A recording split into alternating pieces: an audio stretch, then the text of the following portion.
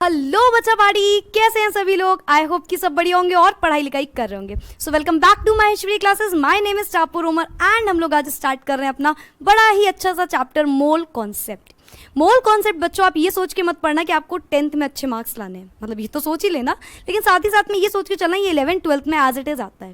Like 11th और 12th जब आप पढ़ोगे तो मोल कॉन्सेप्ट से रिलेटेड बहुत सारी चीज़ें आपकी पूछ ली जाती हैं, तो आपको याद रखना है मोल कॉन्सेप्ट उस टाइम तक के लिए, ठीक है। तो उसको एकदम जी जान लगा के पढ़ देना जो आप जिंदगी भर ना भूलो, ठीक है। तो अगर आप मोल कॉन्सेप्ट की बात करें तो काफ़ी चीज़ें आपकी फिलहाल, अगर हम अपने कोरोना वाले चीज़ की बात करें तो रिड्यूस हो चुकी है, एवोगाड्रोस लॉ वगैरह नहीं है आपके में, लेकिन काफ़ी चीज़ें हैं तो उसके बारे में जानते हैं। आज का बेसिकली इंट्रोडक्टिव वीडियो रहेगा जिसमें आप नॉर्मल चीज़ें जानोगे जो आप 9th में पढ़ के आए हो, बॉयल्स लॉ, चार्ल्स लॉ, कुछ गैस इक्वेशन, गैस लॉ क्या होता है, ये सब। तो चलो भाई बिना किसी देरी के शुरू करते हैं अपना टॉपिक। Gases, solids, liquid. यहाँ पे मैंने 3 चीज़ें बनाई हैं, 3 चीज़ें लिखी हुई हैं, चलो इन तीनों को बनाते हैं पहले। तो ये है हमारी गैसेस, सॉलिड्स, लिक्विड वाला डिब्बा बड़ा बन गया है ना, liquid, gases, solids and liquid.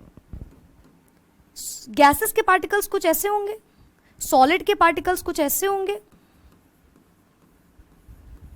एकदम पास सॉलिड एकदम पास पार्टिकल होता है, रिजिड होते हैं ना, शेप को आप तुरंत तोड़ नहीं सकते, तो ये सॉलिड के पार्टिकल्स हो गए। और लिक्विड के पार्टिकल्स कुछ ऐसे होंगे, तो कह सकते हैं बात। तो क्या हम यहां से ये चीज बोल सकते हैं कि इनके बीच का फोर्स ऑफ अट्रैक्शन सबसे कम होगा, लीस्ट होगा, है ना, लीस्ट होगा, सबसे कम। सॉलिड में मैक्सिमम, बहुत ज्यादा, मतलब बहुत ज्यादा।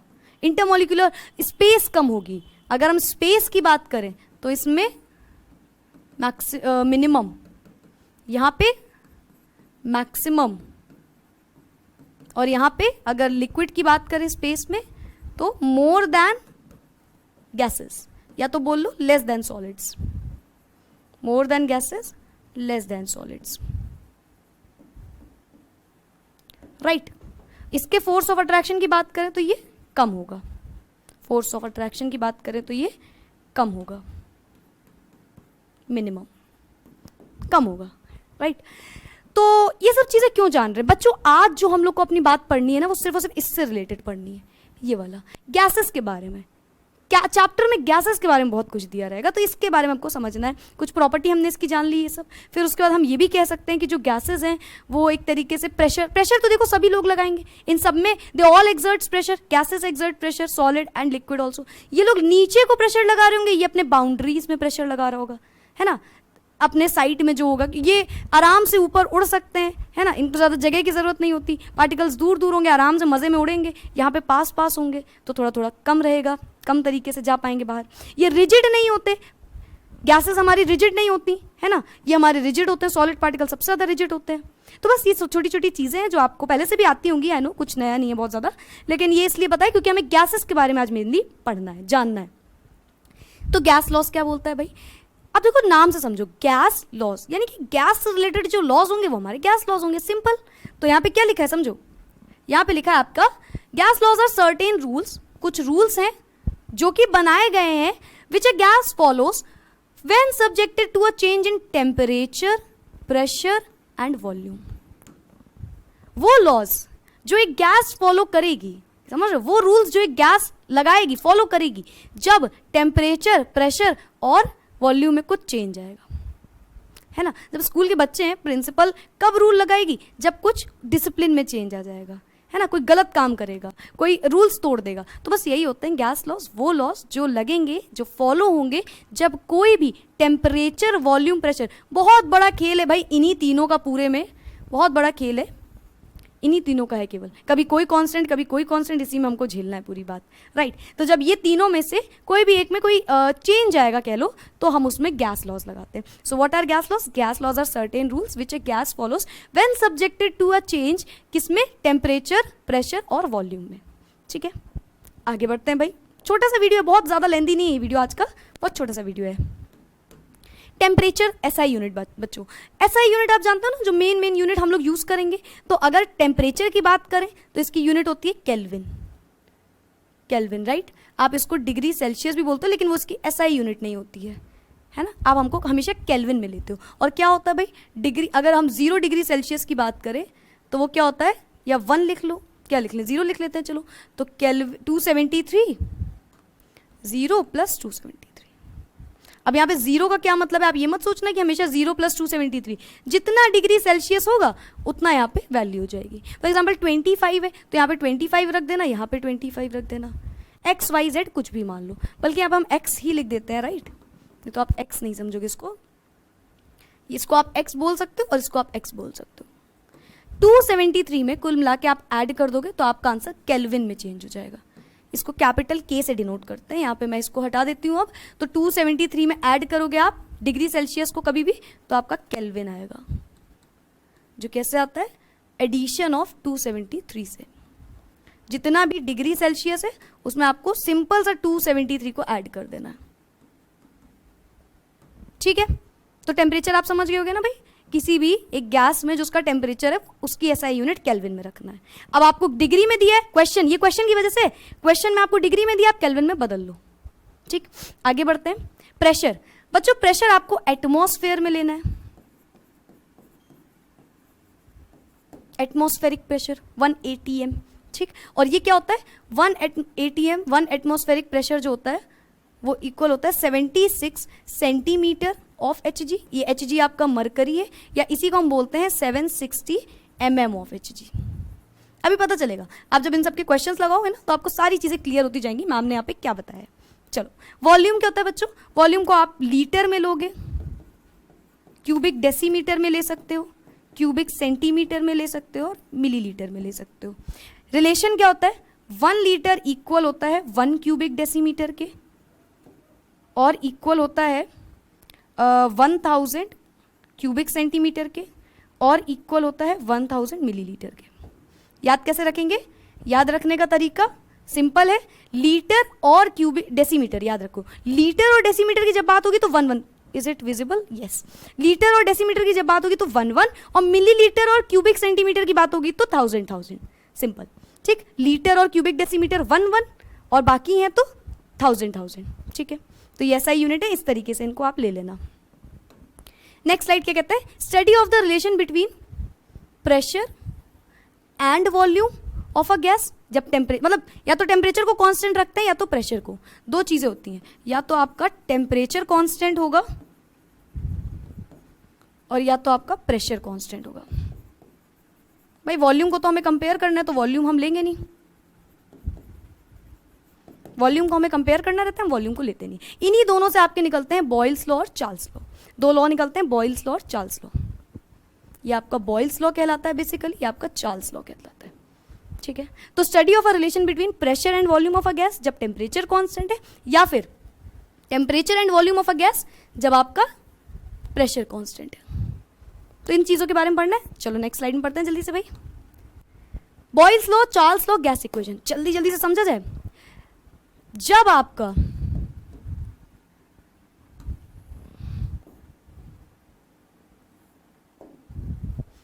लास्ट है ये, बॉयल्स लॉ क्या कहता है, टेम्परेचर रिमेनिंग कांस्टेंट। अभी समझाते हैं क्या होता है, डेफिनेशन लिख लो आप लोग। Temperature remaining constant, the volume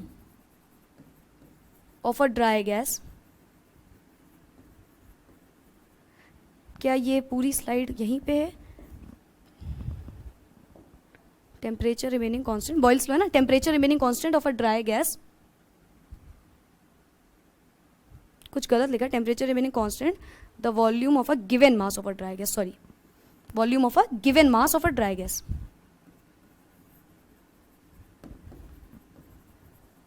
of a dry gas is inversely proportional, लिखो लिखो डेफिनेशन लिखो, बताते हैं, इज इनवर्सली प्रोपोर्शनल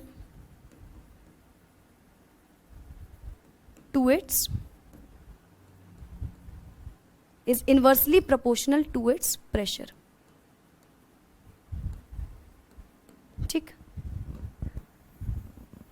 क्या लिखा मैंने बच्चों, याद करने का सिंपल सा तरीका है, बहुत छोटा सा तरीका है, बीटी। बीटी बॉयल्स लॉ में टेम्परेचर कांस्टेंट, बीटी उल्टा, बस ये लाइन मेरी याद रखना, बीटी उल्टा। क्या मतलब है मैम इसका? बॉयल्स लॉ में टेम्परेचर कांस्टेंट रहेगा और उल्टा का मतलब है प्रोपोर्शनैलिटी का साइन इनवर्सली होगा, प्रोपोर्शनल जो होगा वो इनवर्सली होगा। कैसे याद करेंगे हम? बीटी उल्टा, बॉयल्स लॉ में टेम्परेचर कांस्टेंट और प्रोपोर्शनैलिटी इनवर्सली होगी। Temperature remaining constant, the volume of a given mass of a dry gas is inversely proportional to its pressure. अगर इसका हम फॉर्मूला बताएं तो वो कुछ ऐसा होगा, टेम्परेचर कांस्टेंट है, वॉल्यूम इनवर्सली प्रोपोर्शनल है प्रेशर के, ये होगा आपका बॉयल्स लॉ। याद कैसे करेंगे? बीटी उल्टा, बॉयल्स लॉ में इनवर्सली का साइन होता है और टेम्परेचर कांस्टेंट होता है, बीटी उल्टा। ठीक है, आगे बढ़ते हैं चार्ल्स लॉ। क्या मैं यहीं पे लिख दूं इरेज करके? आगे बढ़ेंगे Charles law.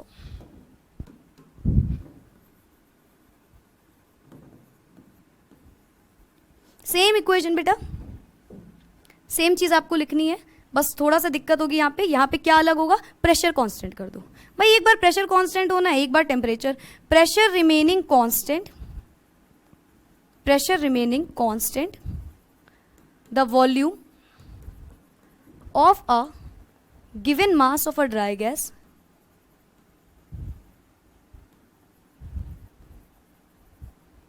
is directly proportional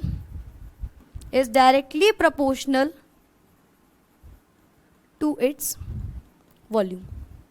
देखा कितना सिंपल था, एकदम चुटकियों में, मतलब कोई दिक्कत नहीं आई होगी। प्रेशर को कांस्टेंट कर दिया हमने इस बार प्रेशर को कांस्टेंट कर दिया, और जो हमारा वॉल्यूम है गिवन मास का वो डायरेक्टली प्रोपोर्शनल होगा उसके टेम्परेचर के। Just a second, temperature, right? याद कैसे करेंगे? सीपी सीधा, सीपी सीधा, सीपी सीधा। यहां पे क्या किया? बीटी उल्टा,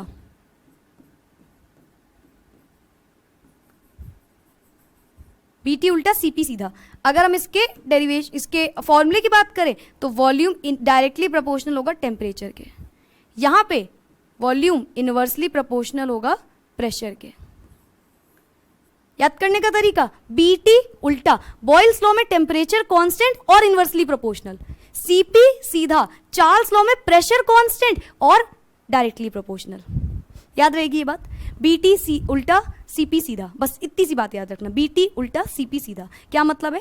बी और टी, जो आप टी ले रहे हो वो कांस्टेंट ले रहे हो, ये याद रखना। जो आप बी के साथ या सी के साथ जो एक टर्म ले रहे हो वो कांस्टेंट के लिए यूज कर रहे हो।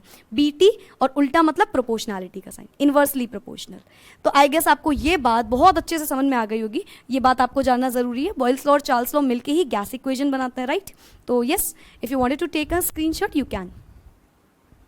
ठीक है, हो गया होगा अभी तक।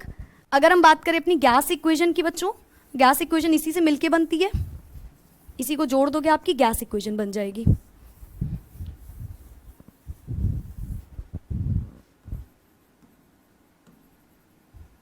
बॉयल्स लॉ और चार्ल्स लॉ को लिखो यहाँ पे पहले तो भाई।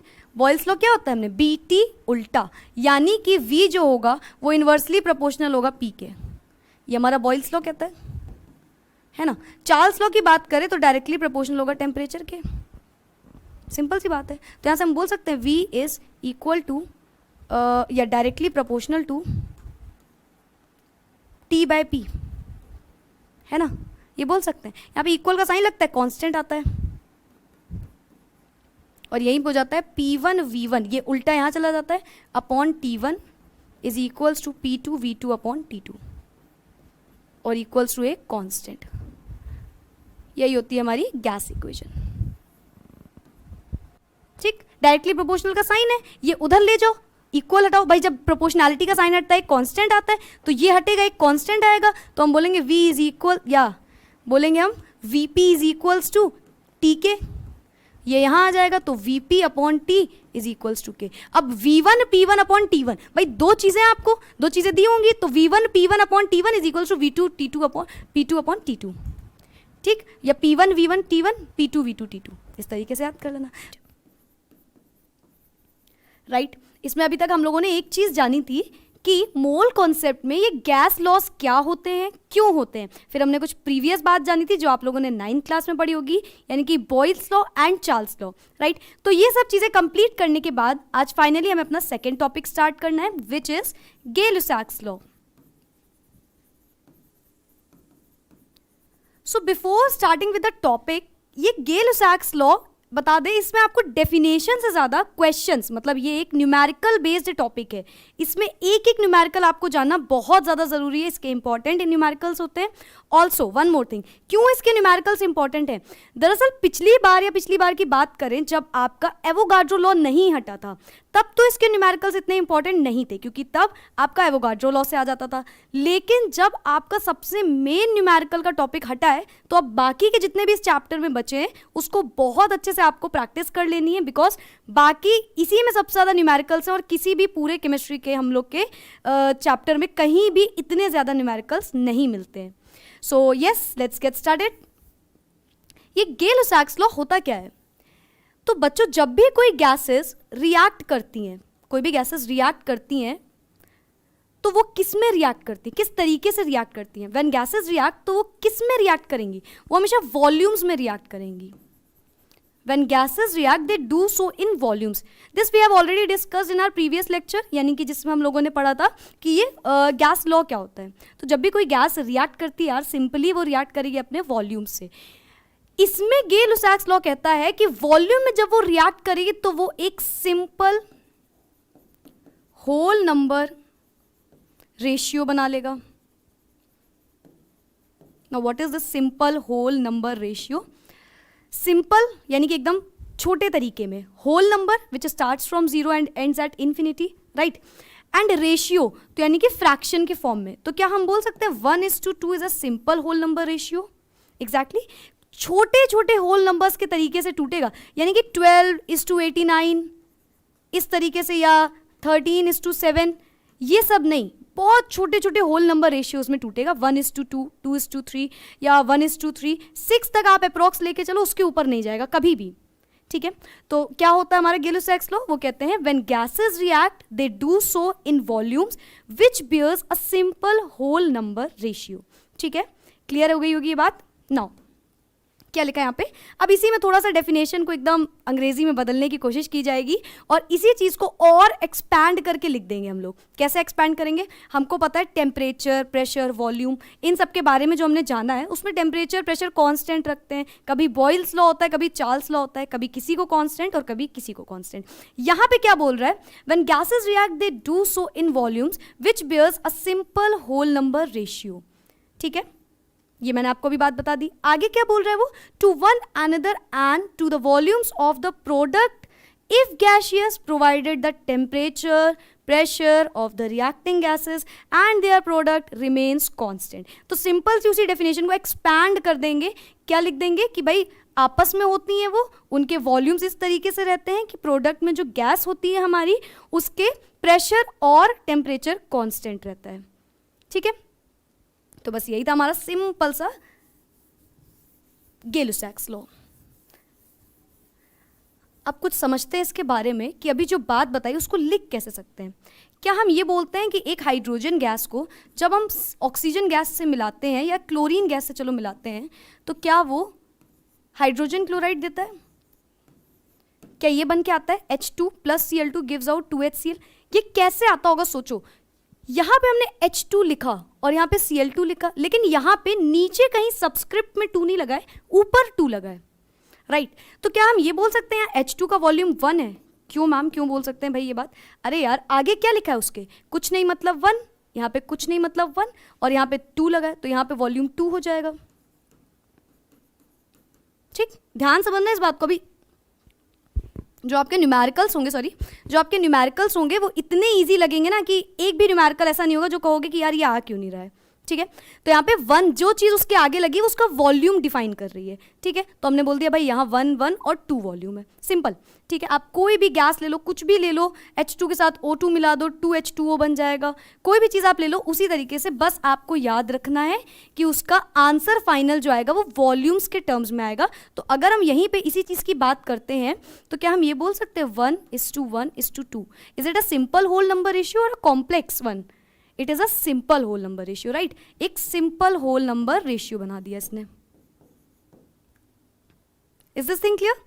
जब गैसेस रिएक्ट करेंगी वो कुछ इस तरीके से रिएक्ट करती हैं कि वो अपने वॉल्यूम्स का सिंपल होल नंबर रेशियो बना देती हैं, और बस इतनी सी बात यहां पे जाननी है, ठीक है। नाउ कुछ क्वेश्चंस करते हैं, चलो भाई।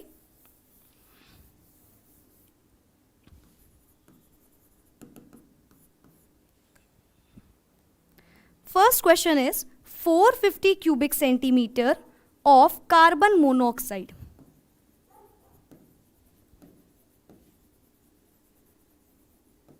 450 cubic centimeter of carbon monoxide and 200 cubic centimeter of oxygen gas are ignited. Calculate the composition of the resulting mixture. Now, पूरे क्वेश्चन को समझने से पहले कुछ बातें याद रखना आप लोग मेरी, जिनमें से पहली बात तो ये है, आपको एटॉमिक नंबर आना चाहिए सबके atomic number, valency, and then comes your formula, ठीक है। अगर आपको एटॉमिक नंबर और वैलेंसी आएगी, आप फॉर्मूला गलत नहीं बनाओगे, ठीक है।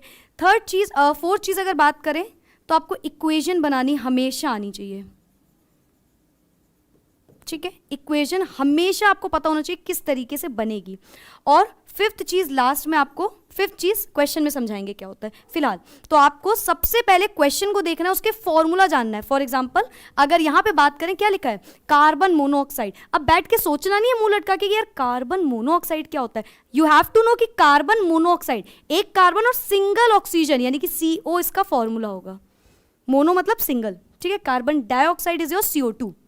Next 200 cubic centimetre of oxygen, oxygen O, क्या ये O लिखा जाएगा? जस्ट थिंक अबाउट इट, क्या ये हम O लिख देंगे ऑक्सीजन? कभी नहीं। ऑक्सीजन हमेशा एक गैस में प्रेजेंट होती है, मॉलिक्यूल में प्रेजेंट होती है। हम लोग H और O हमेशा H2 या O2 से ही शो करते हैं, तो O2। कॉम्पोजिशन क्या बन रहा होगा? नाउ इक्वेशन क्या बनेगी?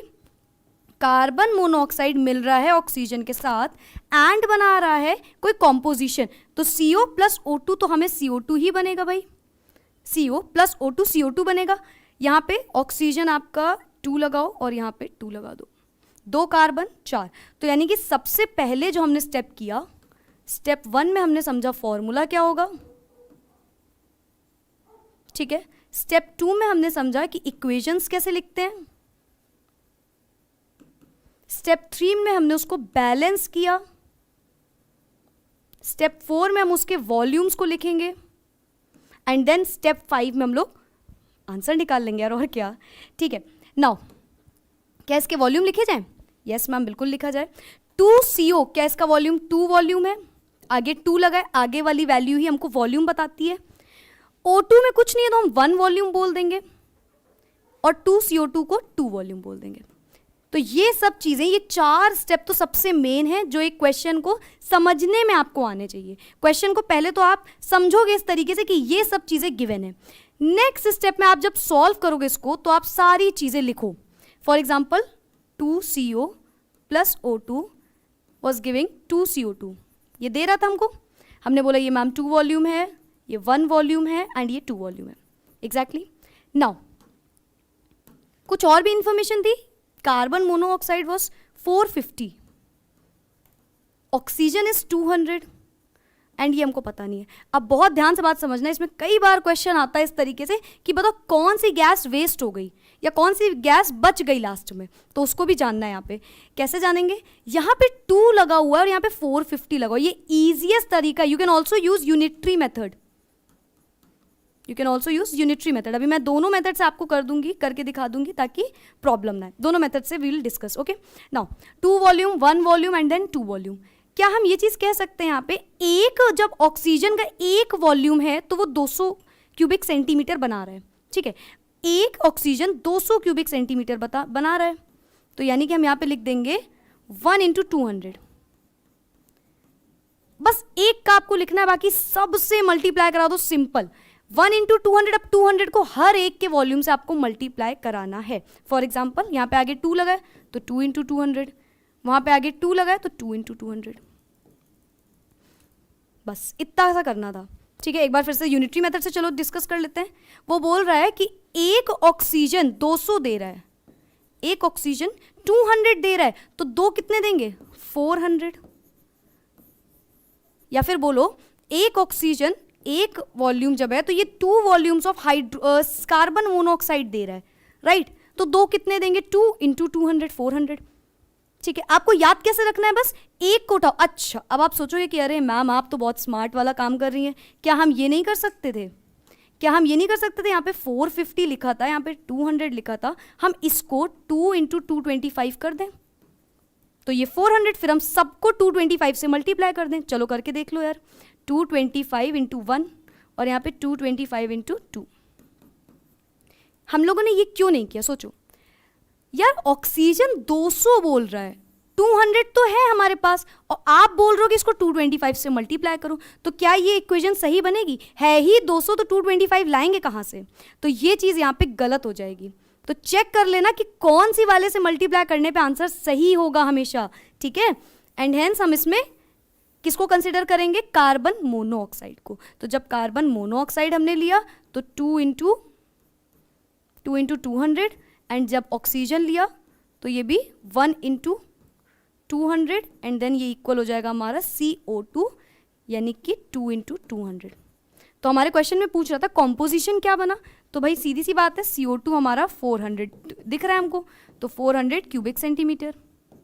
कोई पूछे कौन सी गैस बच गई, तो यहाँ पे 445 थी टोटल, 450 थी सॉरी, यहाँ पे टोटल हमारे पास 450 थी और हमने केवल 400 ली। ऐसा तो कर सकते हैं ना, 450 है 400 ले लो, भाई हम आपको 10 रुपए दें, हम कहें जाओ जाके 5 रुपए का सामान लेके आओ, तो ला सकते हो। लेकिन अगर हम 10 रुपए दे के बोले 15 रुपए का सामान लाओ, तो वो उधारी वाला काम तो यहाँ नहीं होगा ना।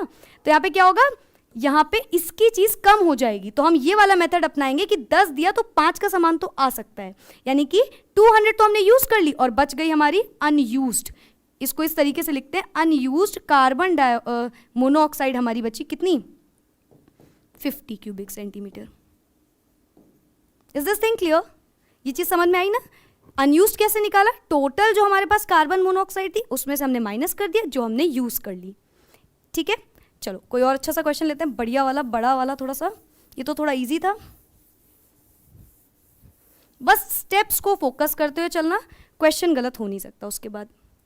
सो our next question is 1 volume of nitrogen combines with, okay so let me write the whole question. 1 volume of nitrogen, अब nitrogen can not be written as N, कैसे लिखेंगे? N2। Nitrogen is a gas and it is always present in a molecule form, तो N2 होगा। Nitrogen gas combines with 1 volume, combines with 1 volume of oxygen gas, 1 volume of oxygen, so it will be O2 gas. Now to form 2 volumes of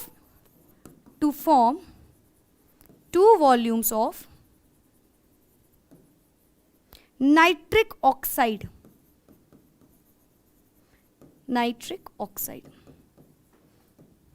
to form 2 volumes of nitric oxide, calculate the amount of each reactant required. Calculate, या फिर सीधी सी बात है भाई, जो बनेगा उसको require, जो भी बन रही है चीज़ उसका आपको वॉल्यूम बताना है। Also each reactant required to produce 250 ml of nitric oxide, यानी कि नाइट्रिक ऑक्साइड 250 ml है, तो बताओ कितनी N2 लगेगी, कितनी O2 लगेगी, ये क्वेश्चन है बेसिकली। चलो करते हैं भाई,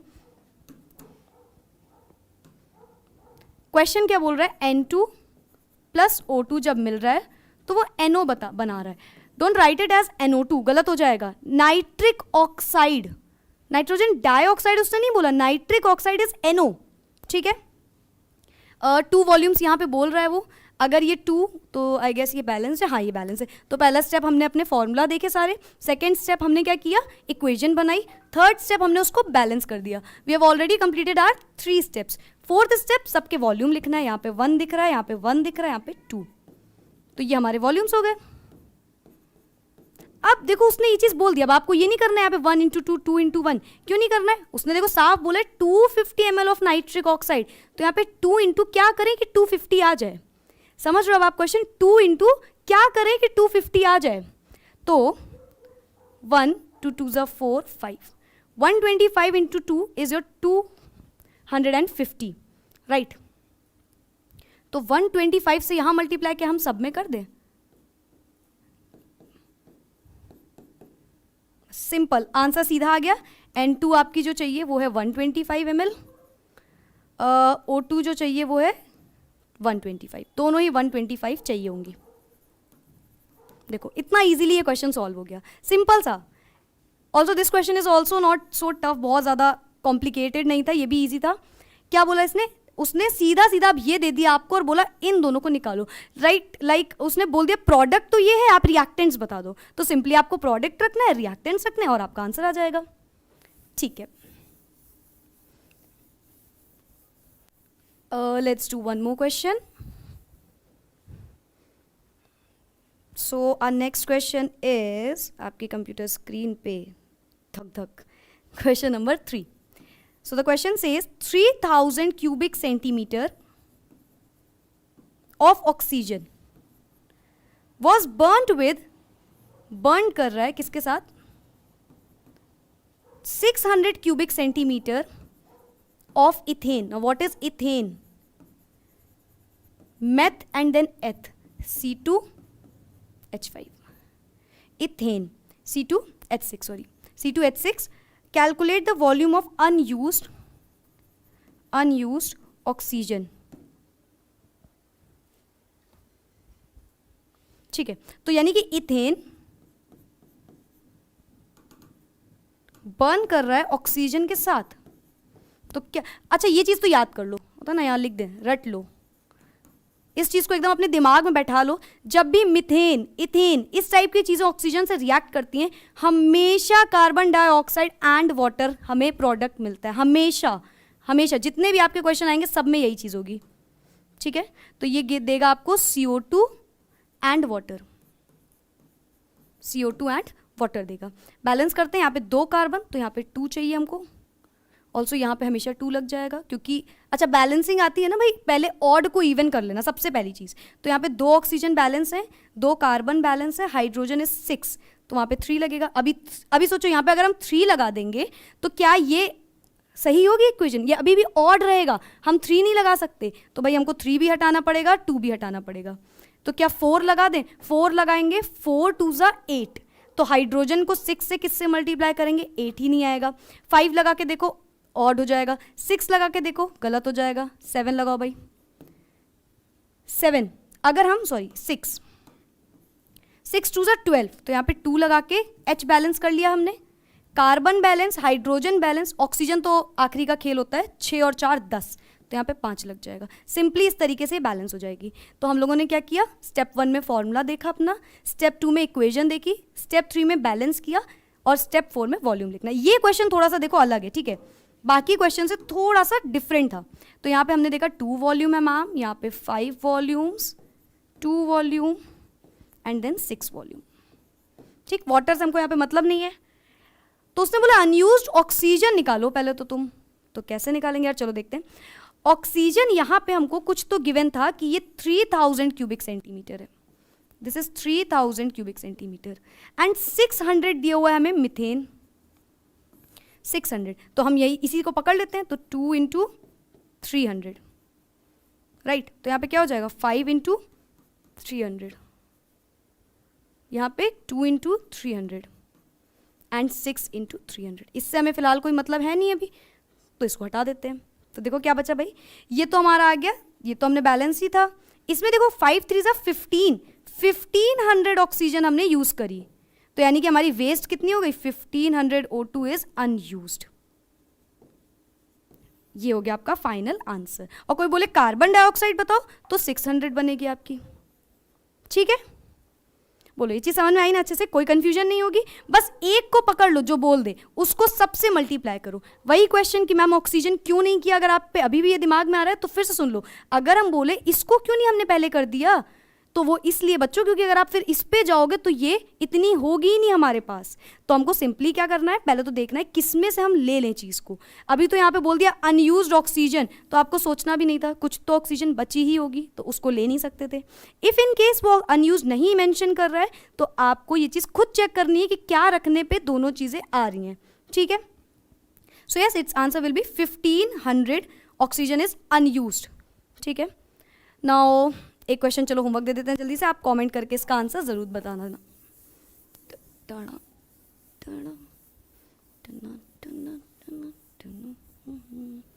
So the question is 200 cubic centimeter of 200 cubic centimeter of carbon monoxide is mixed. 200 cubic centimeter of carbon monoxide is mixed with 200 cubic centimeter of oxygen. ठीक है. What other gas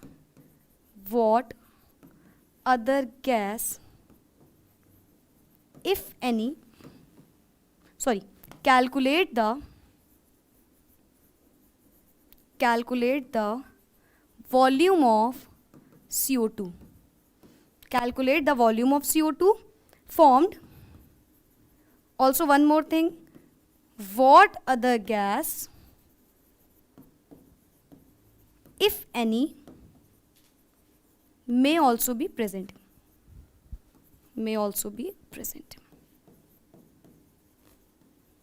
ठीक है, simple question है. Carbon monoxide, जो पहले एक simple सी चीज पड़ी वही है, कार्बन मोनोऑक्साइड ऑक्सीजन के साथ मिल रहा है तो क्या बनेगा, कार्बन डाइऑक्साइड बनेगा.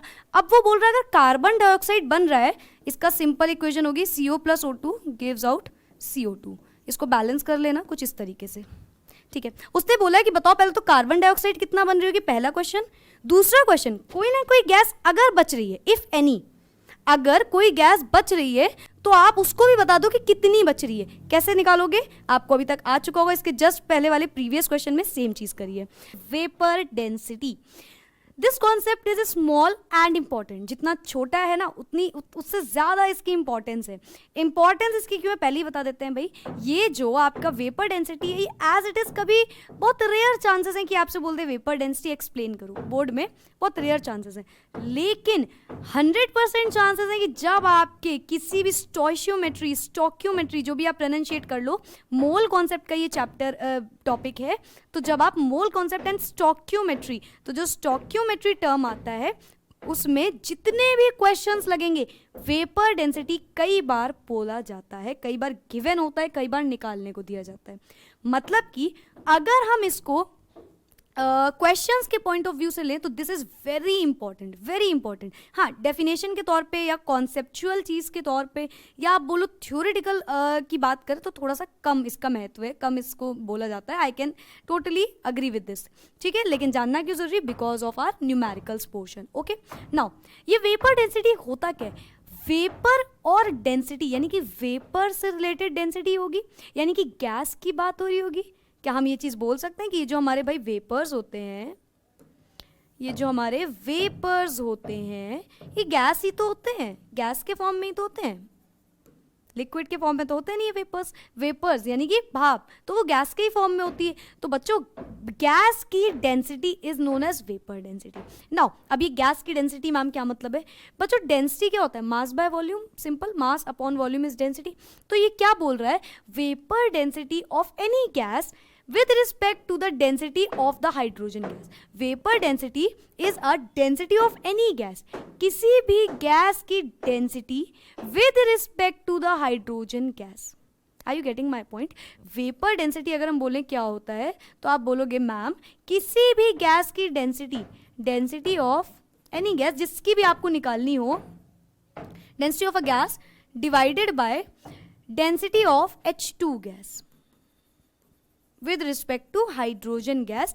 उस गैस की क्या डेंसिटी है, इसी को हम बोलते हैं vapour density. Okay, so what is it written here, what is written over here, vapor density is a density of any gas. किसी भी गैस, जो गैस आपको दी हो भाई CO2 या कोई भी गैस आपको दे दी जाए, उस गैस की density with respect to the density of hydrogen gas, that is your H2 gas. ठीक है, चलो आगे बढ़ते हैं भाई। Vapour density of a gas equal होती है weight of a certain volume of a gas, किसी भी गैस का सर्टेन वेट, जो जितना भी वेट हो उसका, divided by weight of an equal volume of H2 gas. ठीक है, H2 गैस, हाइड्रोजन गैस, अभी जो डेफिनेशन पढ़ी उसको एज इट इज लिख दिया यहाँ पे। लेकिन यहाँ पे ये चीज बहुत इंपॉर्टेंट है, आप इसको बोल लो, very very very important, and this you have to learn and keep in mind forever. ये चीज़ आपको हमेशा के लिए याद रखनी। क्या है मैम ये चीज़ बच्चों ये है कि जो वेपर डेंसिटी होती है वो इक्वल होती है आपके half of molecular weight. What is molecular weight या मोलर वेट आप बोल सकते हो। This molecular weight is also called as molar weight. Can I use a new colour? I guess you can say that this is a molar weight. Now what is this molar और molecular weight?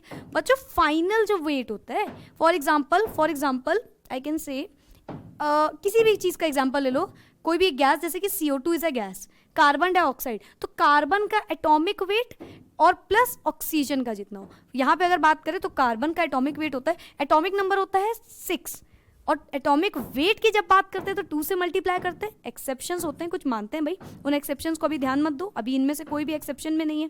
तो carbon का wait होता है ma'am, atomic number 6 होती है, into 2 12, तो क्या हम बोल सकते हैं कार्बन का मॉलिक्यूलर वेट 12 होता है? हाँ मैम बोल सकते हैं।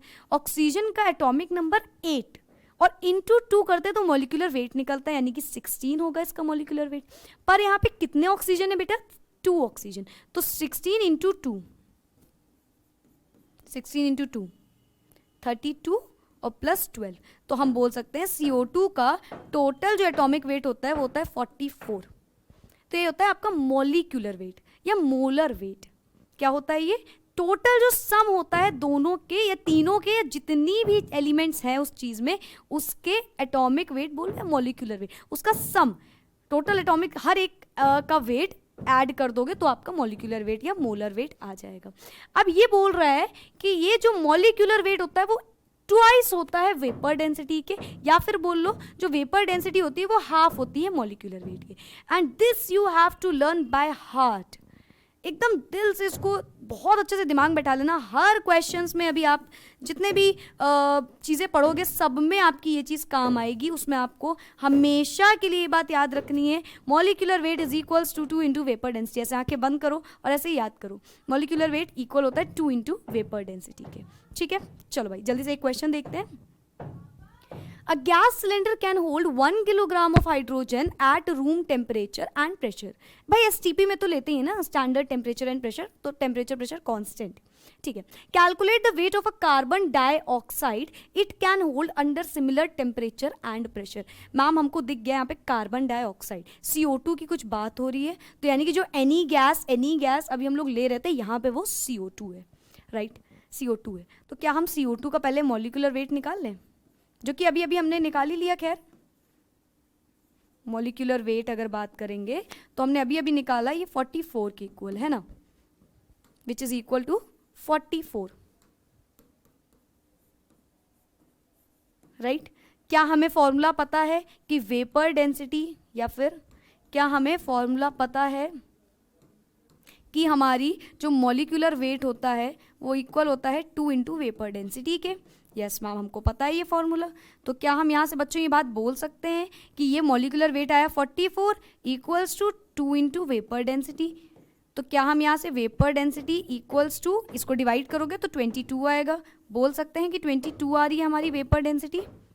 बोल सकते हैं? क्या हम बोल सकते हैं वेपर डेंसिटी 22 आ रही है? बिल्कुल बोल सकते हैं, यही तो फॉर्मूला लगाया हमने, यही तो फॉर्मूला पढ़ा, molecular weight is equals to 2 into vapour density. और मॉलिक्यूलर वेट हमें पता था, हम निकाल सकते हैं मॉलिक्यूलर वेट, आप निकाल सकते हो। कई बार आपको गिवन रहेगा कि कार्बन का 12 होता है बच्चों, ऑक्सीजन का 16 होता है, तो आप खुद से कर लेना कि O2 CO2 में 2 ऑक्सीजन है तो 16 इंटू 2 और कार्बन का जो हो, सिंपल। ठीक है, तो इस तरीके से आपको गिवन भी रह सकता है और आपको निकालने को भी बोल सकता है वो। ठीक है, तो क्या ये बात आपको यहाँ तक समझ में आई कि वेपर डेंसिटी हमारी आ गई? अब बच्चों हम लोगों ने क्या पढ़ा था, ध्यान से देखो। Vapour density of a gas होता है, हमें क्या निकालना है यहाँ पे? वेट ही तो निकालना है at a gas. This calculate, क्या कैलकुलेट करना है? Weight of carbon dioxide, weight of carbon dioxide, यानी कि यहाँ पे जो हमने वॉल्यूम ऑफ एनी गैस का वेट लिया था ना, ये निकालना है हमको। बात समझ में आ रही? ये निकालना है। वेपर डेंसिटी आ गई? यस मैम आ गई। नीचे वेट ऑफ इक्वल H2, हाँ मैम वो तो गिवन है 1 किलोग्राम। तो क्या हम यहाँ पे डायरेक्ट रख देंगे कि वेपर डेंसिटी हमारी इक्वल होगी जितना भी वेट होगा, वेट ऑफ एनी गैस यानी कि यहाँ पे CO2 है, divided by weight of H2 gas. Is it clear? Yes ma'am it is clear, right. तो हम यहाँ से ये बात सिंपली बोलेंगे, can I erase this because there is no much space, so that I should erase this I guess. And यहाँ पे हम लिख देंगे कि ये जो हमारी वेपर डेंसिटी है ये इक्वल होती है वेट ऑफ CO2 यानी कि एनी गैस डिवाइडेड बाय, ये एनी गैस याद रखना, ये मत सोचना हर बार CO2 का रख दिया जाएगा, जो भी गिवन हो, वेट ऑफ H2। ठीक है, तो यहाँ से हम बोलेंगे कि वेपर डेंसिटी हमारी 22 थी और एनी गैस तो यार हमको x मान लेते हैं चलो, या सिंपली आप CO2 बोल सकते हो, CO2 का weight W of CO2, just a second, whole divided by H2 का तो बेटा 1 दिया हुआ है हमको, 1 किलोग्राम दिख रहा है ना, यहाँ पे दिया हुआ था 1 किलोग्राम ऑफ H2 गैस। तो देखो सिंपल आंसर क्या हो जाएगा, हमारा आंसर हो जाएगा weight of CO2 is equals to 22 gram. And that's it. इतना सिंपल क्वेश्चन था देखो, ठीक। वेपर डेंसिटी से आपको क्वेश्चन पूछ सकता है, लेकिन बच्चों आपके में एवोगाड्रो लॉ हट गया है, राइट। अभी ये जो आपका कोविड वाला सीन है तो एवोगाड्रो लॉ हट गया है, तो आपको वेपर डेंसिटी मैक्सिमम टाइम्स आएगा जब आपको वो molecular weight, empirical formula, empirical weight वाली बात आएगी, ठीक है। ये मोल कॉन्सेप्ट में स्टोक्यूमेट्री का पोर्शन है। Mole concept and stoichiometry is the name of our chapter. तो वो 2 पार्ट्स में डिवाइड है। ए पार्ट जो मोल कॉन्सेप्ट पूरा है, जिसमें आपका Gay Lussac's law, gas equations and Avogadro law आता है, एंड इसमें आपका आएगा स्टोक्यूमेट्री, जिसमें आपका percentage composition, vapour density and molecular weight and empirical weight, empirical formula वगैरह आएगा। So yes, percentage composition, what do we mean by this term? किसी भी एक कंपाउंड में एक एलिमेंट का परसेंटेज डिवाइडेड बाय उसके होल कंपाउंड का मास इनटू 100। ओके, समझते हैं क्या बताया। For example I said H2O में कितने H हैं, कितना मास परसेंटेज ऑफ H है, हाइड्रोजन है। तो आप क्या करोगे भाई, जितना हाइड्रोजन का मास होगा, mass of hydrogen divided by जितना टोटल H2O का मास होगा, जिसको हम मॉलिक्यूलर मास भी बोलते हैं या मोलर मास भी कहते हैं, ठीक है। और इनटू परसेंटेज है तो भाई 100 लगा देंगे, ठीक है। तो ये होता है हमारा परसेंटेज कॉम्पोजिशन। क्या बोल रहा है? Percentage composition is the percentage by weight of each element, हर एक एलिमेंट का वेट से जो परसेंटेज होता है इन द कंपाउंड, पूरे कंपाउंड के साथ, वही होता है हमारा simple percentage composition. Okay, now क्या होता है परसेंटेज कॉम्पोजिशन का formula? Weight of the element in 1 molecule of the compound. वही जो बात बताई, अगर H2O की बात हो रही है तो भाई H का मास कितना है या वेट कितना है, डिवाइडेड बाय टोटल H2O का जो वेट होगा इनटू 100, ठीक है। तो सिंपल चीज लिखी हुई है, weight of the element in 1 molecule of a compound whole divided by gram molecular weight of the compound, जिसको हम मॉलिक्यूलर वेट या मोलर वेट यानी कि टोटल। अभी अगर आपको ये चीज नहीं पता है तो चलो अच्छा यहाँ पे एक बार बता भी देते हैं। फॉर एग्जाम्पल H2O, हम बोले इसका क्या मास है, पूरे कंपाउंड का कितना मोलर मास या मॉलिक्यूलर मास है। तो आप सिंपली क्या करोगे, इसके एटॉमिक नंबर होता है, एटॉमिक मास होता है 1, और 1 और कितने हाइड्रोजन है यहाँ पे, 2 हाइड्रोजन है, तो 1 × 2 इज 2, यानी कि आप बोल सकते हो आपने किया है 1 × 2, प्लस ऑक्सीजन का एटॉमिक नंबर होता है 8। याद रखना बच्चों, एटॉमिक नंबर को हम 2 से मल्टीप्लाई कराते हैं तो हमें एटॉमिक मास बोल लो या वेट मिलता है, ठीक है। This you have to remember, molecular mass बोलो, कुछ भी बोलो, ये हमको मिलता है जब हम इंटू 2 कराते हैं एटॉमिक नंबर से। कुछ एक्सेप्शंस होते हैं, उनकी अभी बात नहीं करनी है, ठीक है। सो इनटू प्लस ऑक्सीजन का एटॉमिक नंबर 8, तो एटॉमिक मास कितना हो जाएगा या मॉलिक्यूलर मास 16, 8 × 2 दैट इज 16, तो इसका टोटल आएगा देखो 18 ग्राम्स, ठीक है। तो इसी तरीके से हमको निकालना होता है किसी भी एक एलिमेंट का डिवाइडेड बाय होल कंपाउंड का। नाउ क्वेश्चन से समझते हैं क्या बोल रहा है question. Calculate the percentage composition bye weight of the following.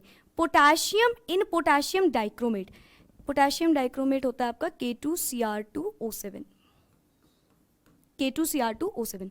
Now अभी देखो यहाँ पे आपको गिवन है K की वैल्यू ये है, Cr की वैल्यू ये है एंड ऑक्सीजन की वैल्यू ये है। This is basically molecular mass, molecular mass given है तो बहुत इजीली कर लोगे। लेकिन इफ इन केस कहीं नहीं गिवन है, वैसे तो 10th में 90% गिवन रहेगा, इफ इन केस नहीं गिवन है तो आपको इंटू 2 वाला कॉन्सेप्ट लगाना है, ठीक है। कहीं भी आपको मॉलिक्यूलर मास नहीं गिवन है तो आप इंटू 2 कर देना उसके एटॉमिक नंबर से, ठीक है, याद रखना भाई ये बात।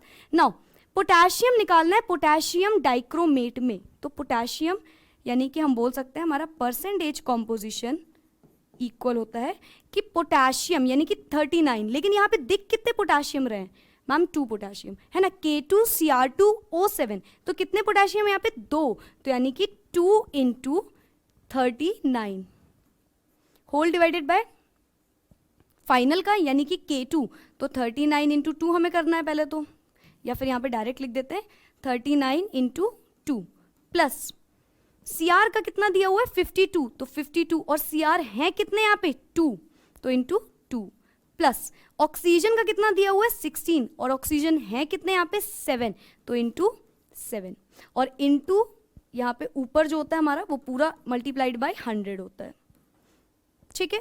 तो इस तरीके से अगर हम करेंगे तो हमारा आंसर आएगा 9 2 18 1 carry 7 78 whole divided by 78 plus 4 104 plus 1 तो 8 प्लस 2 10 और 4 14 और यहाँ 7 8 9 एंड देन 2 294, इसको हम लिख सकते हैं 78 divided by 294 into 100, 78 divided by 294 हमारा फाइनल आया था टोटल, उसको आप लिख देना भाई। यहाँ पे मॉलिक्यूलर वेट हमने निकाला है, मॉलिक्यूलर वेट पूरे का K2Cr2O7 का 294, ओके। तो यहाँ पे इंटू 100 कर देना आपको, फाइनल आंसर आपका आएगा कुछ 26.53। इसको आप सॉल्व करोगे आपका आंसर आएगा 26.53%। क्लियर है? सिंपल क्या कर रहे हैं, जिस एलिमेंट का पूछ रहा है उसको ऊपर रखना है, पूरे कंपाउंड का नीचे रखना है। क्या ये सब मास की बात हो रही है, ठीक है, उसका मास नीचे रखना है और इंटू 100 कर देना है क्योंकि परसेंट की बात हो रही है। एकदम इजी, बहुत इजी कॉन्सेप्ट है, यहाँ पे कुछ भी बहुत ज़्यादा इसमें सोचने समझने वाली बात नहीं, कॉन्सेप्चुअल नहीं है, बस आपको फॉर्मूला बेस्ड है ये सारी चीज़ें। ओके, नाउ सेकेंड क्वेश्चन क्या कह रहा है भाई, phosphorus in calcium phosphate, phosphorus calcium phosphate में कितना है, फिर से वही चीज परसेंटेज कॉम्पोजिशन हमारा इक्वल हो जाएगा। फॉस्फोरस फॉर्मूला आपको दिया है Ca3PO4 होल ट्वाइस, ठीक है। तो फॉस्फोरस यहाँ पे 2 दिख रहा है और फॉस्फोरस एक का मास होता है 31, तो हम बोलेंगे 31 इंटू 2 होल डिवाइडेड बाय, अब कैल्शियम फॉस्फेट यानी कि कैल्शियम का होता है, देखो एटॉमिक नंबर होता है 20, तो मास कितना हो जाएगा 40, तो यानी कि सिंपली 40 इंटू, लेकिन कितने कैल्शियम है 3। ये मत ध्यान देना भूलना कि जो चीजें जितने अमाउंट में गिवन है उतना ही आपको रखना है, ओके। तो इंटू 3 प्लस फॉस्फोरस हमारा 31 है और इंटू 2 फॉस्फोरस के एटम्स गिवन है। नाउ ऑक्सीजन इज 4, ऑक्सीजन का एटॉमिक मास होता है 16 और 16 और यहाँ पे 4 2 8, 4 ऑक्सीजन नहीं है 8 ऑक्सीजन है क्योंकि बाहर भी ट्वाइस लगा हुआ है, ठीक है। तो यहाँ पे ऑक्सीजन हो जाएगा आपका 16 और इंटू 8 और होल इंटू 100, ठीक है। यहाँ से देखते हैं भाई 2 1 2 3 2 6 62 4 3 12 120 4 3 12 120 प्लस 31 इंटू 2 62 प्लस 16 इंटू 8 4 128, तो यह आएगा आपका 10 6 7 8 9 10 एंड देन 11 एंड 310 इंटू 100, ठीक है। तो आपका फाइनल आंसर यहां से आ जाएगा 20%, ठीक है। ये जीरो ने जीरो को मारा 31 2 और 2 इंटू 10 20%, ठीक है। So the final answer will be 20%। इतना ही इजीली ये सॉल्व हो जाता है, ठीक है। परसेंटेज कॉम्पोजिशन जिस चीज का पूछा है डिवाइडेड बाय फाइनल यानी कि टोटल और into 100। Moving on to our next question, calculate the mass of nitrogen supplied to the soil by 5 kilogram of urea. अब देखो यहाँ पे कोई नई चीज पूछी गई, मास ऑफ नाइट्रोजन। अभी तक हम लोगों ने जो क्वेश्चंस किए उसमें परसेंटेज पूछ रहा था बार बार, राइट? अब क्या उसने बोल दिया, mass of nitrogen, mass of nitrogen. और एक चीज बोलिए कि supplied to the soil by 5 kilogram, soil को भी बोल दिया कि 5 किलोग्राम है यूरिया, एक सॉइल में 5 किलोग्राम यूरिया कितनी नाइट्रोजन, क्वेश्चन बोल रहा है calculate the mass of nitrogen supplied to the soil by this gram of urea, मतलब दिस किलोग्राम, 5 किलोग्राम यूरिया में कितना सप्लाई किया गया। तो देखो यार सिंपल सी बात है, इसमें आपको यूनिटरी मेथड लगाना है। पहले तो इसका टोटल निकाल लेते हैं, एन, ये आपको यूरिया का फॉर्मूला दिया है CONH2 होल ट्वाइस, तो यहाँ से हम बोल सकते हैं कैल्शियम सॉरी कार्बन का होता है 12, ऑक्सीजन का 16, एन का होता है 14, और यहाँ पे है कितने एन, 2, 14 टू 28, एच कितने हैं 4, तो 4, इन सबको ऐड करेंगे तो यहाँ 6 और ये 20 हो जाएगा और ये 60, टोटल आएगा 60। तो जो हम लोग का टोटल मास आया that will be equal to 60 gram. हम लोग सारे मास को ग्राम में लेते हैं। अब देखो हमें पता है कि यार 60 ग्राम जब हमने यूरिया लिया तो वो हमको प्रोवाइड कर रहा था 28 ग्राम्स ऑफ नाइट्रोजन, कर रहा है, ध्यान से देखो यहाँ पे 60 ग्राम जब हमने यूरिया लिया, टोटल 60 ग्राम था, जब हमने पूरा 60 ग्राम लिया तो कितने नाइट्रोजन है, 28 ग्राम, 14 होता है और 2 नाइट्रोजन, तो 14 इंटू 2 28। तो क्या हम बोल सकते हैं अगर हम 1 ग्राम बोलेंगे तो वो 28 डिवाइडेड बाय 60 होगा, सिंपल यूनिटरी मेथड यार, 10 चॉकलेट इतने किए तो 2 कितने की होंगी, ये वाला मेथड। नाउ उसने बोला 5 किलोग्राम से निकालो, तो क्या हम ये चीज बोलेंगे कि 5 किलोग्राम में कितना हो जाएगा, 5 किलोग्राम में 28 डिवाइडेड बाय 60 और इंटू 5। नाउ 5 किलोग्राम, तो इसको कन्वर्ट किस में करेंगे, ग्राम में, तो यानी कि 5000 इंटू 1000, किलोग्राम को ग्राम में कन्वर्ट कर लिया, 1 किलोग्राम में 1000 ग्राम होता है, तो 5 में 5 इंटू 1000, तो जो हमारी फाइनल इक्वेशन बनेगी वो होगी 28 into 5 into 1000 and whole divided by 60, which will be equal to something like 23,2333.33. This will be our final answer. एक बार फिर से इसको एक्सप्लेन करते हैं। 60 ग्राम यूरिया हमको इतना नाइट्रोजन देता है, 60 ग्राम यूरिया जब हमने रखा तो वो हमको इतना नाइट्रोजन दे रहा था, तो 1 ग्राम कितना देगा, सिंपली 1 ग्राम में डिवाइड कर देते हैं, तो 5 kilogram, now kilogram should be converted into the grams, उसको ग्राम में कन्वर्ट कर लेंगे और फाइनल आंसर आएगा 2333.33, ठीक है, this will be our final answer. और उसने पूछा क्या था, मास, तो यहाँ पे ग्राम लग जाएगी, unit will be gram. Moving on to the next question which says calculate the percentage of the water of crystallization in washing soda. washing soda में कितने water of crystallization के percentage है।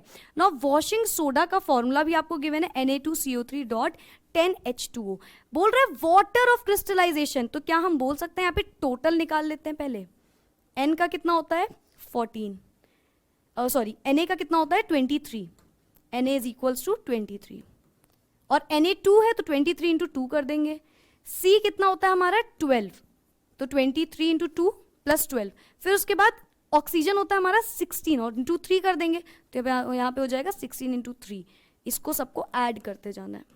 नेक्स्ट क्या है हमारा water का बच्चों होता है 18, कैसे आएगा, 2H है तो 2 आ जाएगा, ऑक्सीजन क्या होता है 16 एंड 2 प्लस 16 इज योर 18, और इंटू 10 लगा हुआ है 10H2O, तो क्या हम मल्टीप्लाई करने पे 180 डायरेक्ट लिख सकते हैं, कोई कंफ्यूजन नहीं होगी भाई, वाटर H2O का मास निकालना 18 आएगा और 10H2O बोल रहा है तो 10 इंटू 18 इज 180, सिंपल, ठीक है। तो यहाँ पे टोटल करेंगे तो ये आएगा अपना 46 plus 12 plus 48 plus 180, so 8 and 10 16, then 8 8 2 16 17 18 286, तो जो टोटल आएगा वॉशिंग सोडा वो 286 होगा, total is equals to 286।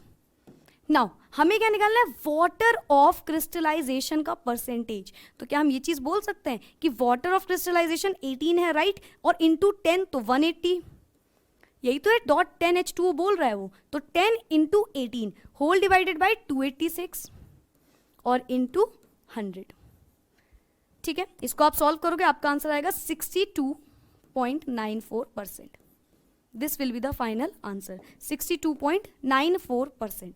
Is it clear? Let me explain it again.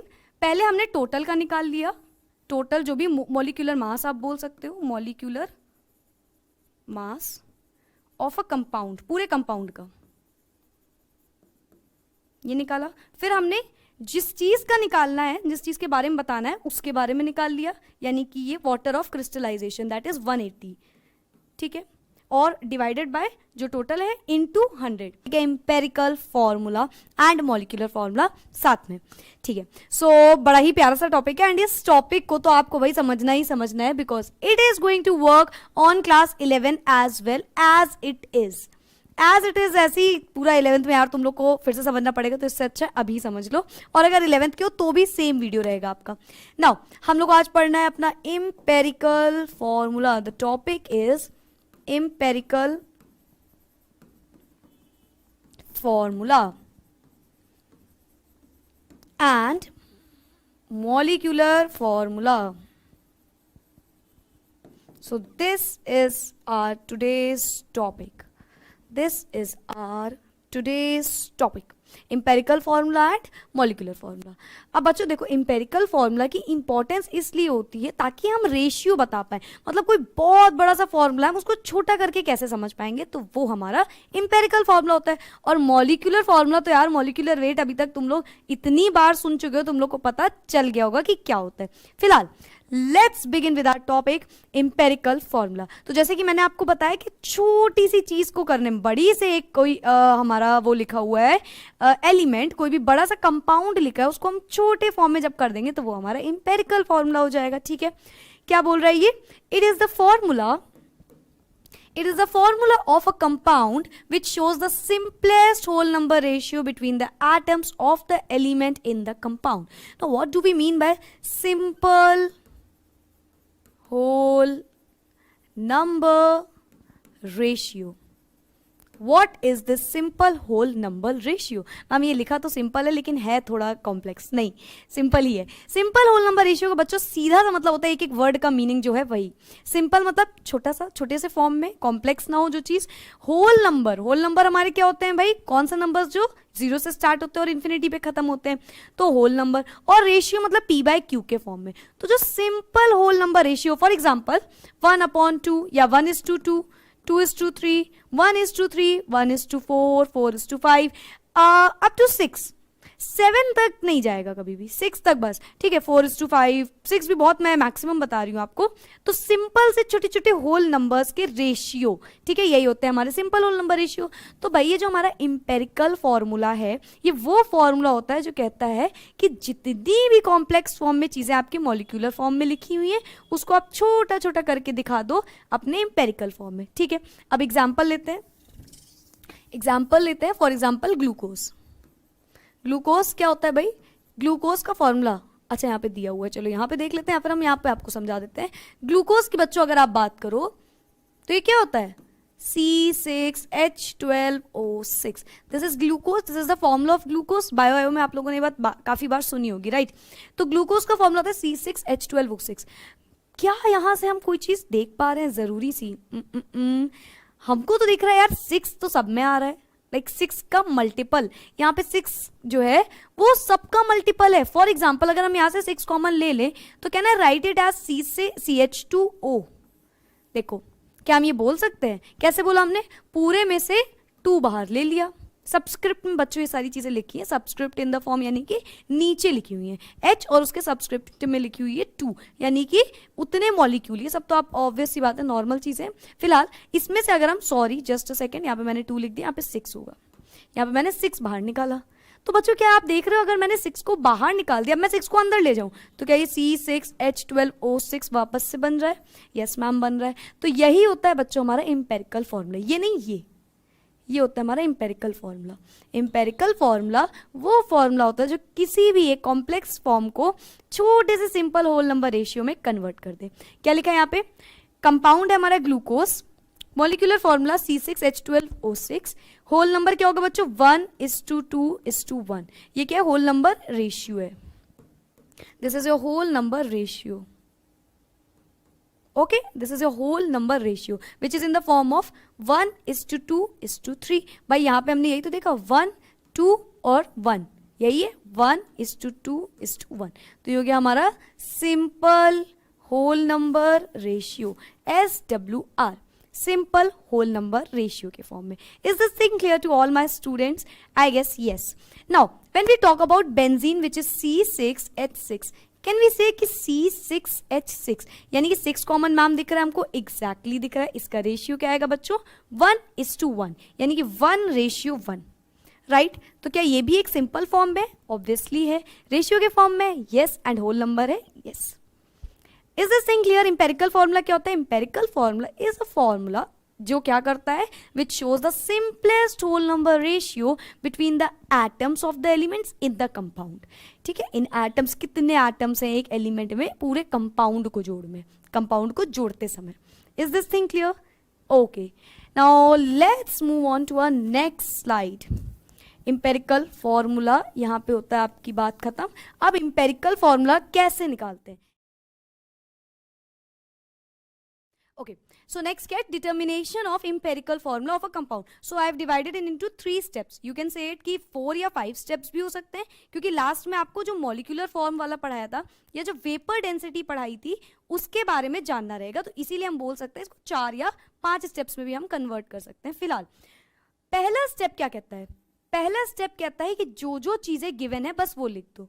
ठीक है, फॉर एग्जाम्पल एलिमेंट आपको हमेशा पता होंगे, हमेशा वो बोलेगा सोडियम इतना है, पोटेशियम इतना है, कैल्शियम इतना, ये तो वो हमेशा बोल रहा होगा. ठीक है, तो आपको एलिमेंट्स हमेशा गिवन होंगे. आपको परसेंटेज कॉम्पोजिशन जो गिवन है उसको लिख लेना है.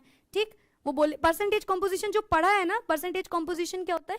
किसी भी एक एलिमेंट का परसेंट डिवाइडेड बाय टोटल वाला इनटू 100. ये this we have already discussed in our previous lectures कि हम लोग इस तरीके से परसेंटेज कॉम्पोजिशन को निकालते हैं. यहाँ पे आपको परसेंटेज कॉम्पोजिशन गिवन होगा, यानी कि इस पूरे की वैल्यू दी होगी, इस पूरे की जो ये निकाल के आएगा वो पूरा आपको यहाँ पे गिवन होगा. ठीक है, फॉर एग्जाम्पल आपको बोल देगा कि sodium is 25.5%. For example question से समझो, to determine the empirical formula of a compound of sodium, sulphur and oxygen. तो क्या गिवन है हमें? एलिमेंट्स यहां से हम देख सकते हैं कि हमको एलिमेंट्स यहां पे गिवन है. ओके, नाउ हमको एलिमेंट्स गिवन है तो हमने elements as it is note कर लिया. सेकेंडली वो क्या बोल रहा है? Having the percentage composition sodium is equal to this. देखो इसका परसेंटेज गिवन है, सल्फर का 40.51 एंड ऑक्सीजन का 30.38%. तो ये हमको परसेंटेज गिवन है. तो पहली चीज हमने क्या करी, जो जो गिवन है वो लिख लेना. इसके अलावा एक चीज और आपको हमेशा गिवन रहेगी, वो है आपका atomic weight. Atomic weight, if in case atomic weight नहीं गिवन है, यू नो कि इनटू 2 करना है. ठीक है, अगर नहीं गिवन है, वैसे 99% गिवन होगा आपको. ठीक है, तो उसके अलावा क्या बात हो गई कि हमें जो जो, तो पहला स्टेप अगर हम देखें तो हमें ज्यादा सोचने की जरूरत नहीं है. पहले स्टेप में सिर्फ क्या करना है, गिवन वाली चीजें लिखनी है. जो जो चीजें गिवन है उसको एज इट इज 3 इसमें रो में और कॉलम में बना के लिख देंगे. फॉर एग्जाम्पल हमने कैसे लिखा, सोडियम 29.11 और इसका एटॉमिक वेट होता है 23. सल्फर कितना गिवन था? 40.51, इसका एटॉमिक वेट 32. ऑक्सीजन 30.38% गिवन है, इसका atomic weight 16. So we have completed our step 1. समझ गए होंगे आप लोग. अब आता है हमारा स्टेप 2. स्टेप 2 क्या कहता है बच्चों? जो भी 2 चीजें होंगी उनको डिवाइड कर दो. अब 2 चीजें कैसे? हमने तो 3 चीज लिखी थी, तो क्या आप इसको कभी डिवाइड कर सकते हो? ये तो एलिमेंट्स हैं, इनको कैसे डिवाइड करेंगे हम लोग? तो स्टेप 2 याद रखना, बस ये सबसे छोटे तरीके से बता रहा है. अब हम लिखेंगे divide the first percentage into atomic weight. क्या जरूरत है इतना बताने की? सिंपल तरीका, आपने जो 2 चीजें अभी तक स्टेप 1 में लिखी हैं, क्योंकि ये तो इसको तो हम कंसिडर ही नहीं करेंगे कि आपने लिखी है, ये तो आप जानते हो भाई, आपने एलिमेंट उठा के रख दिया. तो आपने जो भी 2 चीजें लिखी हैं उनको क्या करना है, डिवाइड करना है. तो यहां पे हम क्या करेंगे, इसको डिवाइड कर देंगे. ओके, जो भी परसेंटेज कॉम्पोजिशन है उसको उसी एलिमेंट के एटॉमिक वेट से हमें डिवाइड कर देना है. क्या बोल रहा है step 2? Divide the percentage composition of each element by its atomic weight. ठीक है, एटॉमिक वेट से डिवाइड कर देना है परसेंटेज ऑफ ईच कॉम्पोनेंट, दोनों के. The ratio gives the number of atoms of each element और relative number of atoms of the compound.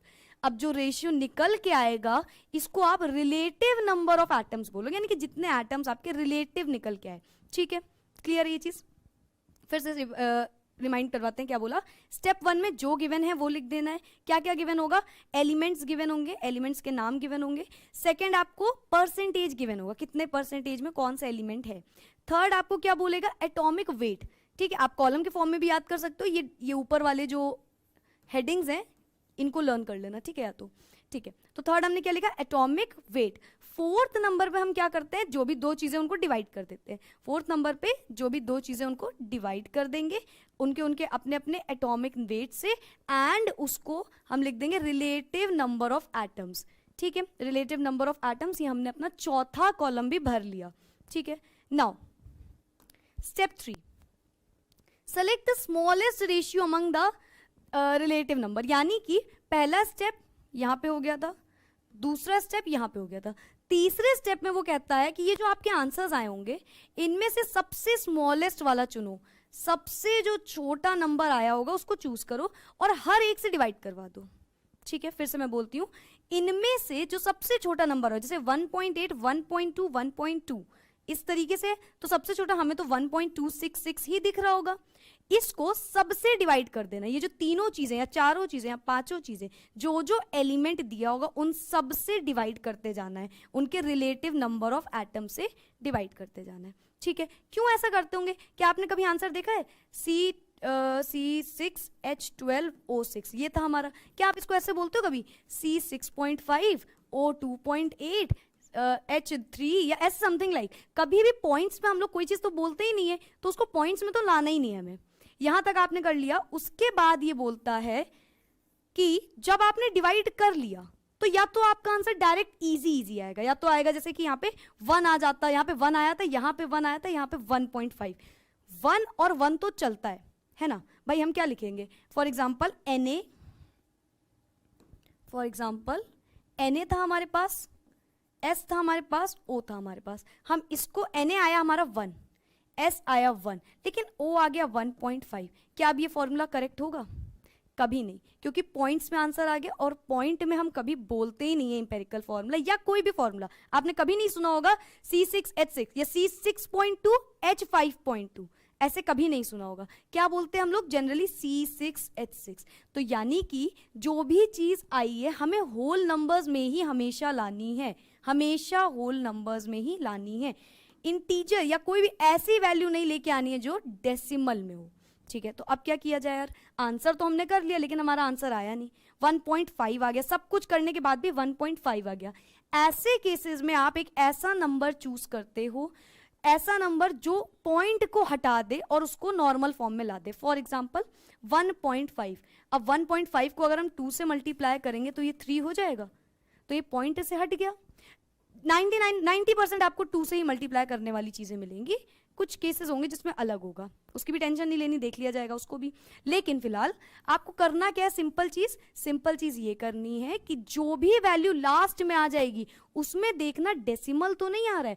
अगर डेसिमल इन केस आ गया तो उस डेसिमल को हटाना है आपका काम।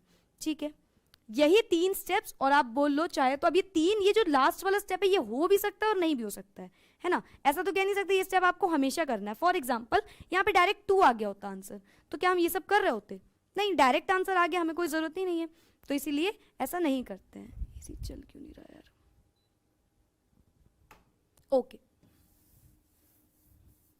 तो यही होता है हमारा इंपेरिकल फॉर्मूला। तो हमने 3 स्टेप्स कर लिए, और चौथा स्टेप हमारा करते भी हैं और नहीं भी करते हैं, डिपेंड करता है। पॉइंट में आया तो कर देंगे, नहीं आया तो हम चौथा स्टेप नहीं अप्लाई करते हैं। 5th स्टेप यानी कि जो लास्ट स्टेप, जो कि स्टेप नहीं होता, सिर्फ आपने जो जो चीजें लिखी हैं उसको एक अच्छे तरीके से लिख देना है, उसको एक कंपाउंड के फॉर्म में लिख देना है। फॉर एग्जाम्पल हमारा Na आ गया 2, ठीक है, सल्फर आ गया 2, ठीक है, ऑक्सीजन आ गया 3, तो हम इसको एज इट इज कंपाउंड के फॉर्म में लिखेंगे Na2S2O3, and this is our final empirical formula. ठीक है, is this thing clear? This is our empirical formula. एक बार फिर से समझते हैं पूरी बात जो अभी तक बताई। इंपेरिकल फॉर्मूला इम्पेरिकल फॉर्मूला होता क्या है? It is a formula of a compound which shows the simplest whole number ratio between the atoms of the elements in the compound. ठीक है, सिंपलेस्ट होल नंबर रेशियो बता रहे होंगे, यानी कि अगर C6H6 लिखा है तो हम इसको बोल सकते हैं CH। ये हो गया हमारा इम्पेरिकल फॉर्मूला, ये था हमारा मॉलिक्यूलर फॉर्मूला। ठीक, तो इंपेरिकल फॉर्मूला क्या होता है? किसी भी चीज को सबसे छोटे तरीके में तोड़ देना, कॉम्प्लेक्स फॉर्म को हटा के सिंपल फॉर्म में कर देना is our empirical formula. Now to determine empirical formula वो we have 3 steps. The first step says कि जो जो गिवन है वो लिख लो, और गिवन में हमेशा क्या होगा? हमें एलिमेंट, कॉम्पोजिशन, एटॉमिक वेट। पहले स्टेप में ये 3 चीजें लिख लेनी है, एलिमेंट, कॉम्पोजिशन परसेंटेज वाला जो होगा, और जो आपका एटॉमिक वेट होगा। पहले स्टेप में ये तीनों चीजें आप एज इट इज नोट कर दोगे। सेकंड स्टेप कहता है कि जो 2 चीजें करी हैं उनको डिवाइड कर दो। जो 2 चीजें आपने लिखी हुई हैं बगल बगल वाले कॉलम में उनको डिवाइड कर दो, यानी कि परसेंटेज वाला एंड एटॉमिक वेट वाले को एक दूसरे से डिवाइड कर दो। नेक्स्ट स्टेप आता है हमारा थर्ड स्टेप, जो कि क्या कहता है? थर्ड स्टेप कहता है कि जो आपने अभी भी रिलेटिव नंबर ऑफ एटम्स निकाला है उसमें सबसे छोटा नंबर लो और सबसे डिवाइड कर दो। ठीक है, यहां तक आपने कर लिया था, ये इसको डिवाइड कर दिया। अब ये जो आया है इसमें से कोई एक सबसे छोटा चूज करो। चूज क्या करना है? जो सबसे छोटा होगा वही ले लो, उठा लो और उसको सबसे डिवाइड कर दो। सबसे मतलब ये जो आए थे आपके, इन्हीं में से कोई एक सबसे छोटा चूज करो, इन्हीं सबसे डिवाइड करते चलना है। ठीक है, नेक्स्ट फोर्थ स्टेप क्या कहता है? If in case answer point में आ गया, अगर ये करने के बाद अगर आंसर पॉइंट में आ गया तो पॉइंट को चेंज करो, बिना पॉइंट में उसको कन्वर्ट करो। और ये करने के लिए आप क्या करोगे? मल्टीप्लाई बाय 2 मैक्सिमम टाइम्स, या फिर आप देख लेना भाई 5.5 लगा हुआ है, अगर 1.49 आया है तो इसको 1.5 लिख देना। ठीक है, और ये हो जाएगा 1.5 इंटू 2, और अगर 2.5 है तो भी आप इंटू 2, यानी कि जब 5 लास्ट में आ रहा है तो आप 2 से मल्टीप्लाई करके आसानी से 10 ले आओगे। ठीक है, और 10 का मतलब है 0 हट गया। ठीक, तो यही काम करना होता है। तो यहाँ पे हमने ये चीज कर दी। एंड में आपको क्या करना है? जैसे जो जो नंबर आ गया रेशियो, उसको सब हर एक एलिमेंट के सामने लगा देना है उसके सबस्क्रिप्ट में। ठीक है, सो दैट्स इट, इतना ही होता है इंपेरिकल फॉर्मूला। अब करते हैं अपना एक क्वेश्चन। मॉलिक्यूलर फॉर्मूला अच्छा पहले समझ लेते हैं। ये मॉलिक्यूलर फॉर्मूला क्या होता है? ये सबको पता होगा भाई। मॉलिक्यूलर वेट क्या होता है? जो भी एक, फॉर एग्जाम्पल इसी से लेते हैं C6, या फिर हम बोलते हैं एक कंपाउंड है जिसका नाम है ग्लूकोज, तो हम उसका मॉलिक्यूलर फॉर्मूला बोलेंगे। तो molecular formula C6H6 C6 just a second C6H12O6। ठीक है, ये हो गया हमारा मॉलिक्यूलर फॉर्मूला, सिंपल। अब हम बोले इसका मॉलिक्यूलर वेट, तो यही तो मॉलिक्यूलर वेट हुआ, इसी को सबसे करते जाएंगे मल्टीप्लाई। एक कार्बन का कितना होता है? 12, और कितने कार्बन है? 6, तो 6 से मल्टीप्लाई करेंगे 72। हाइड्रोजन का होता है 1, कितने हाइड्रोजन है? 12, तो 12 को प्लस कर देंगे। ऑक्सीजन का होता है 16, कितने ऑक्सीजन है? 6, तो 16 इंटू 6 96। इन सबको ऐड कर देंगे। फॉर एग्जाम्पल यहां पे आएगा 6 7 8 9 10 10 1 कैरी 10 17 18 180, यहां पे है 180। तो अगर हम बोले मॉलिक्यूलर वेट तो यहां पे हम बोल देंगे 180। तो यही होता है हमारा मॉलिक्यूलर वेट। रीड करते हैं क्या लिखा हुआ है। It is a chemical formula. अभी हम मॉलिक्यूलर वेट बताया है, ये मॉलिक्यूलर फॉर्मूला बोल रहे हैं। ठीक है, तो बात एक ही हुई। मॉलिक्यूलर फॉर्मूला अगर गिवन है तो हम मॉलिक्यूलर वेट आसानी से निकाल लेंगे, कोई टेंशन की तो उसमें बात ही नहीं है, क्योंकि एक एक एलिमेंट का आपको पता है इंटू 2 करते हैं। ठीक है, वो क्या बोल रहे हैं? It is a chemical formula which represents, क्या बताता है? Actual number of atoms. क्या empirical formula actual number of atoms बता रहा था? नहीं, उसने बोला C6H6 को आप CH लिख दो। तो ये एक्चुअल नंबर ऑफ एटम्स तो है नहीं कि कितने एटम्स एक्चुअली हैं, ये एक्चुअल नंबर ऑफ एटम्स बता रहा है कि रियलिटी में इतने हैं। तो मॉलिक्यूलर फॉर्मूला क्या होता है? It is the chemical formula which represents the actual number of atoms of each element present in the molecule of the compound. एक कंपाउंड में कितने एलिमेंट में कितने एटम एग्जैक्टली प्रेजेंट है, वही होता है हमारा मॉलिक्यूलर फॉर्मूला, सिंपल।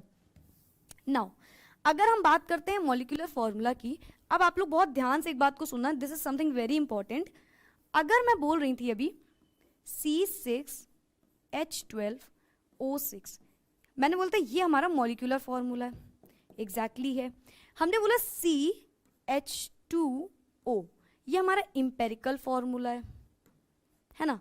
है कुछ तो दोनों में सिमिलैरिटी दिख रही है। क्या सिमिलैरिटी, अगर हम इस पूरे को 6 से मल्टीप्लाई करते हैं तो क्या हम वापस से ये ला सकते हैं? अगर हम इस पूरे को 6 से मल्टीप्लाई कर देंगे तो क्या हम वापस ये वाला कंपाउंड में पहुंच सकते हैं? बिल्कुल पहुंच सकते हैं। ठीक है, अगर हम कोई और कंपाउंड ले लें जिसमें ऐसी ही कोई चीज हो, फॉर एग्जाम्पल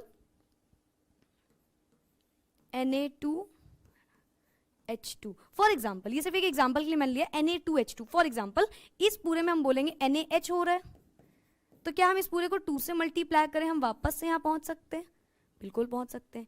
कोई भी कंपाउंड में कोई चीज हम कॉमन लेते हैं और उसको वापस से जाते हैं तो वही कंपाउंड हमारा बन जाता है ना। सिंपल सी यही बात हो रही है।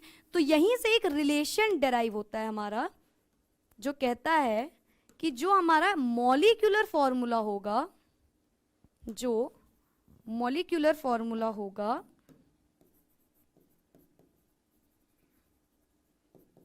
वो इक्वल होता है n into empirical formula.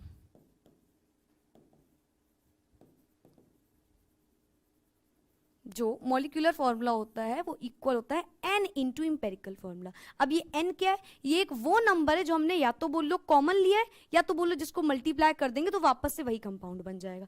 And ये बहुत ज्यादा इंपॉर्टेंट है, बहुत बहुत ज्यादा। अभी जितने भी क्वेश्चंस आएंगे बहुत बार ये चीज बार बार बोली जाएगी कि मॉलिक्यूलर फॉर्मूला दिया, इंपेरिकल फॉर्मूला निकालो। आपको पता होना चाहिए मॉलिक्यूलर फॉर्मूला अगर हमें पता है तो हम इंपेरिकल फॉर्मूला में n को मल्टीप्लाई करते हैं। ठीक है, अगर हम बात करें मॉलिक्यूलर वेट की, अब देखना ये चीज फिर से यहां से समझना। चलो मॉलिक्यूलर वेट निकालते हैं। इसका अभी शायद हमने निकाला था 180, है ना? इसका हमने 180 निकाला था ग्लूकोज का।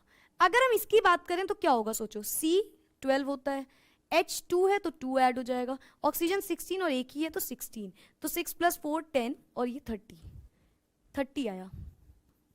देखो हमने कॉमन क्या लिया 6, क्या हम 30 इंटू 6 करके देखें क्या होता है? 180। बात समझ में आई? हमने इंटू 6 किया तो हमको ये मिल गया, यानी कि मॉलिक्यूलर वेट में भी सेम काम हो रहा है, पूरा खेल सेम चल रहा है। यहां पे अगर हमने मॉलिक्यूलर वेट में भी उसी n से मल्टीप्लाई कराया तो हमें, सॉरी इंपेरिकल वेट में भी हमने n से मल्टीप्लाई कराया तो हमें मॉलिक्यूलर वेट मिल गया। तो एज इट इज लिख देना यहां पे, जो मॉलिक्यूलर वेट होता है, मॉलिक्यूलर वेट वो इक्वल होता है n into empirical weight. What is empirical weight? What is empirical weight? जो भी हमने यहाँ पे इंपेरिकल फॉर्मूला लिया उस पूरे का वेट निकालते हैं तो इंपेरिकल वेट आ जाता है। तो चाहे आपको हम मॉलिक्यूलर वेट बोले, चाहे हम आपको मॉलिक्यूलर फॉर्मूला बोले, दोनों का ही फॉर्मूला सेम लगेगा। ठीक, दोनों में ही एज इट इज बात लगेगी, एज इट इज फॉर्मूला लगेगा। बस वेट एक जगह लिखा होगा और एक जगह फॉर्मूला लिखा होगा, बस इतना सा डिफरेंस होगा। ठीक है, ये बात क्लियर होगी। नेक्स्ट चीज बोलती है vapour density, that we have already discussed. Vapour density की अगर हम लोग बात करते हैं तो वो क्या होता है भाई? इसका सिर्फ फॉर्मूला याद रखना है, मॉलिक्यूलर वेट। ये मैंने आपको वेपर डेंसिटी कराते टाइम भी बोला था कि वेपर डेंसिटी एक ऐसा टॉपिक है जो खुद के टॉपिक से ज्यादा इन सब में आएगा। ठीक है, तो वही होगा, मॉलिक्यूलर वेट इक्वल होता है 2 into vapour density, 2 into vapour density. तो अगर कहीं वेपर डेंसिटी दे देगा और बोलेगा उसका मॉलिक्यूलर वेट बताओ तो 2 से मल्टीप्लाई कर देना सिंपली। ठीक है, तो यहां से हमने 3 फॉर्मूला डेराइव किए, नंबर 1, नंबर 2 और ये हमारा नंबर 3। और ये तीनों ही चीज बहुत इंपॉर्टेंट है, तीनों ही। जब भी इंपेरिकल फॉर्मूला का कोई भी क्वेश्चन आएगा, कई बार क्या 100% ही इनमें से कोई ना कोई एक चीज आपको लगानी होगी। ठीक है, बहुत रेयर चीज होती है जब आपको कोई इनमें से नहीं देता, वो एकदम ईजी क्वेश्चन होता है। चलो भाई, तो यहां तक बात आप समझ गए होगे। नेक्स्ट आगे बढ़ते हैं क्वेश्चन पे। क्वेश्चन कह रहा है a compound carbon hydrogen oxygen. तो पहले तो हमें सबसे पहला काम क्या होता है हमारा? एलिमेंट लिखना। एलिमेंट कार्बन हाइड्रोजन ऑक्सीजन, ये हमारे एलिमेंट्स गिवन है। Is found to contain this percentage, यानी कि परसेंटेज कॉम्पोजिशन दिया हुआ है। कितना कितना दिया हुआ है? पहले का है 40%, सेकेंड का है 6.7% एंड थर्ड का है 53.3%। नेक्स्ट हमारा स्टेप होता है एटॉमिक वेट या मॉलिक्यूलर वेट भी बोल सकते हैं। एटॉमिक वेट यानी कि एक एक का। कार्बन का होता है हमारा 12, हाइड्रोजन का 1, ऑक्सीजन का 16। ये आपको गिवन है, देखो यहाँ पे। ठीक है, ये सारी चीजें हमने जो जो गिवन था, पहले स्टेप हमारा यही होता है कि जो जो गिवन है वो सब चीजें लिख लेना है। तो यहां पे हमने ये सब लिख लिया। नाउ इसके बाद नेक्स्ट स्टेप क्या बोलता है, डिवाइड करने को। यही तो बोलता है कि जो जो आपने निकाला है उसको डिवाइड करते जाओ। 12 को 40 से डिवाइड करेंगे तो क्या आएगा, इसको हम रिलेटिव वाला बोलते हैं। नाउ 12 डिवाइडेड बाय 40, 12 1 12, 12 2 24, 12 3 36 और 4 बचा, पॉइंट लगा, 0 लगा, 3.33 समथिंग। ठीक है। नाउ 6.7 को 1 से करेंगे तो 6.7 ही आएगा। 53.3 को डिवाइड करेंगे 16 से, 5 बचेगा, पॉइंट लगेगा, 53, फिर से 3 आएगा, 53 कैंसिल हो, समथिंग लाइक 3.33 अगेन। ठीक है, ठीक है।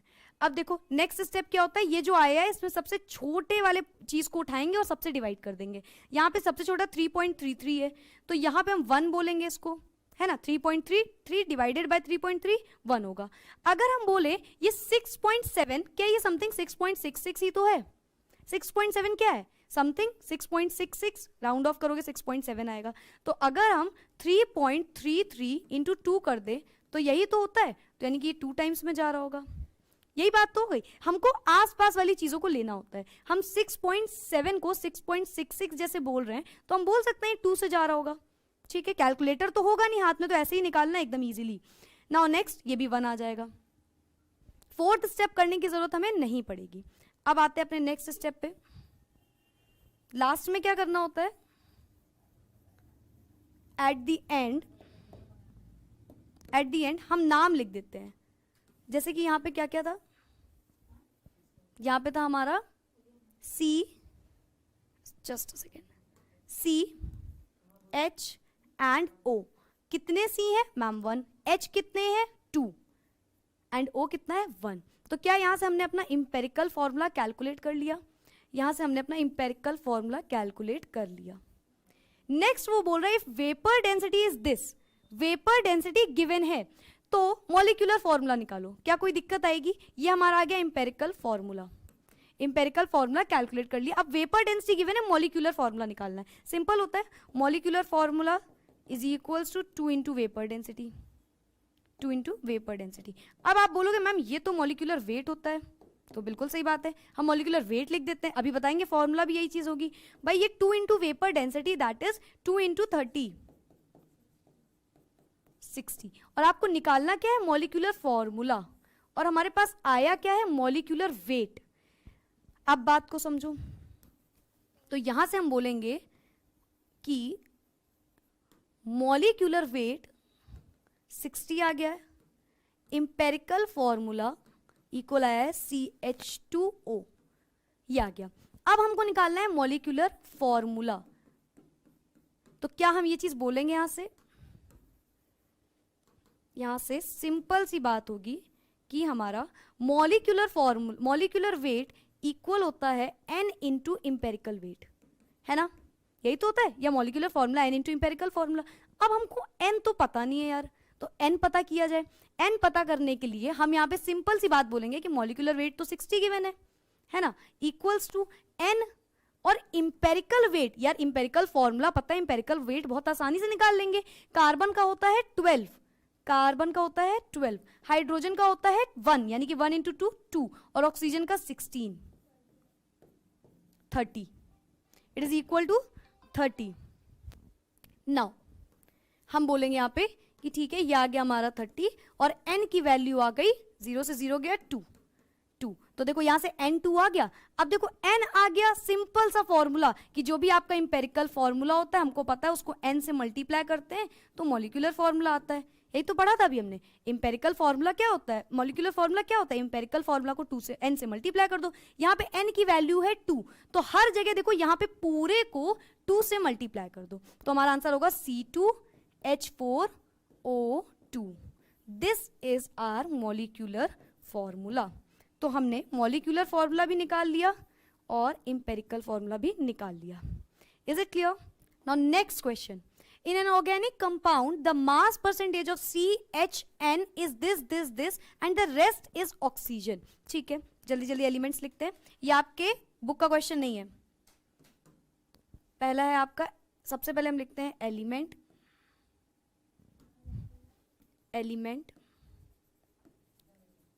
सेकेंड लिखते हैं हम लोग अपना परसेंटेज कॉम्पोजिशन. थर्ड लिखते हैं हम लोग अपना, थर्ड कॉलम में क्या आता है हमारा, एटॉमिक या मॉलिक्यूलर वेट, कुछ भी बोल सकते हो आप. एटॉमिक वेट, हाँ atomic weight, sorry molecular weight तो ये पूरे मॉलिक्यूल का तो है नहीं, एटम का वेट है. ठीक है, नाउ एटॉमिक वेट को हम ऐसे लिख लेते हैं, एटॉमिक वेट. नेक्स्ट हम लोग क्या लिखते हैं, डिवाइड करके, रिलेटिव वाला, रिलेटिव. ठीक है, तो यहां पे हम पहले एलिमेंट लिखते हैं. कौन कौन सा है भाई, कार्बन, हाइड्रोजन, कार्बन चलो नाम से नहीं लिखते हैं, सिंबल से लिखते हैं भाई. Carbon, hydrogen and nitrogen and the rest is oxygen, so O. Now carbon is 40.57%. 40.57%. Hydrogen is 8.53%. Then nitrogen is 26.65%. And then respectively rest is oxygen. तो अब ऑक्सीजन कितनी होगी भाई, टोटल 100 होता है और 100 में से माइनस कर देना ये पूरा, तो 40.57 प्लस 8.53 प्लस 26.65, सबको ऐड करेंगे जल्दी से.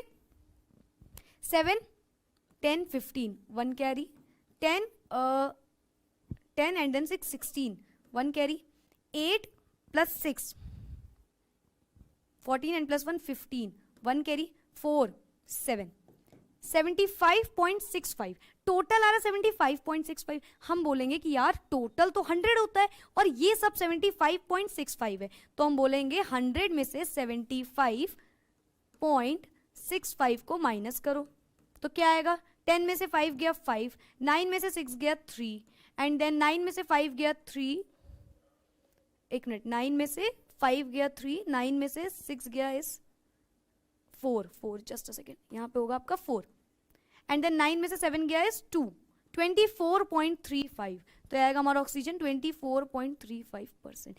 इन क्वेश्चंस में सिर्फ और सिर्फ राजा वही बच्चा है जो ये करना जानता है, जिसकी कैलकुलेशन अच्छी है ना, उनको इस क्वेश्चन में कभी दिक्कत नहीं आएगी. क्यों दिक्कत नहीं आएगी, क्योंकि ये कोई कॉन्सेप्ट वाले चैप्टर, ये थ्योरेटिकल नहीं है, ये सिर्फ और सिर्फ आपकी मैथ्स वाले क्वेश्चंस हैं कि आपकी मैथ्स इसमें अच्छी होनी चाहिए. अदरवाइज इन क्वेश्चंस को वो बच्चा नहीं कर पाएगा जो कैलकुलेशन में गलतियां करता है, क्योंकि आपका 12th तो है नहीं, 11th या 12th में आपको कैलकुलेटर अलाउ करते हैं आईएससी में, लेकिन 10th में अलाउ तो करते नहीं है. तो आपको वो वाला मेथड अपनाना है कि आपकी कैलकुलेशन स्पीड भी उतनी ही तेज हो जितने आपकी एक्यूरेसी हो, जितना करेक्ट आप करते हो.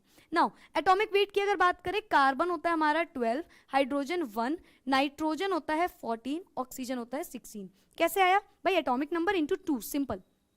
नाउ रिलेटिव मतलब इसको डिवाइड कर लो. नाउ 40.57 डिवाइडेड बाय 12, सो 12 1 12, 24, 12 3 36, 4 बचा, यहां पे पॉइंट लगाया, 5 लगाया, 12 3 36, देन यहां पे 15 में से 6 गया is 9 and then 2,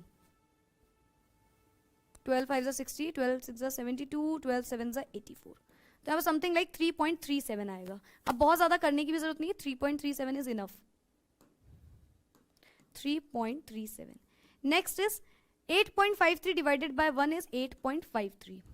next 26.65 divided by 14, तो 14 1 14, देन जस्ट अ सेकेंड, यहाँ पे h आया 8.53, हाँ ठीक है, तो 14 1 14 एंड देन यहाँ पे आएगा 2 1, पॉइंट लगा है, 6 कैरी लेंगे, 14 5 या 6 लाना है, 5 4 20, 2 कैरी 7, 14 7 98, 14 8 112, 14 8 जाएगा ये, 14 8 तो ये समथिंग लाइक 1.8 आएगा, 1.8। नाउ 16 से करो जल्दी से, 24.35 डिवाइडेड बाय 16।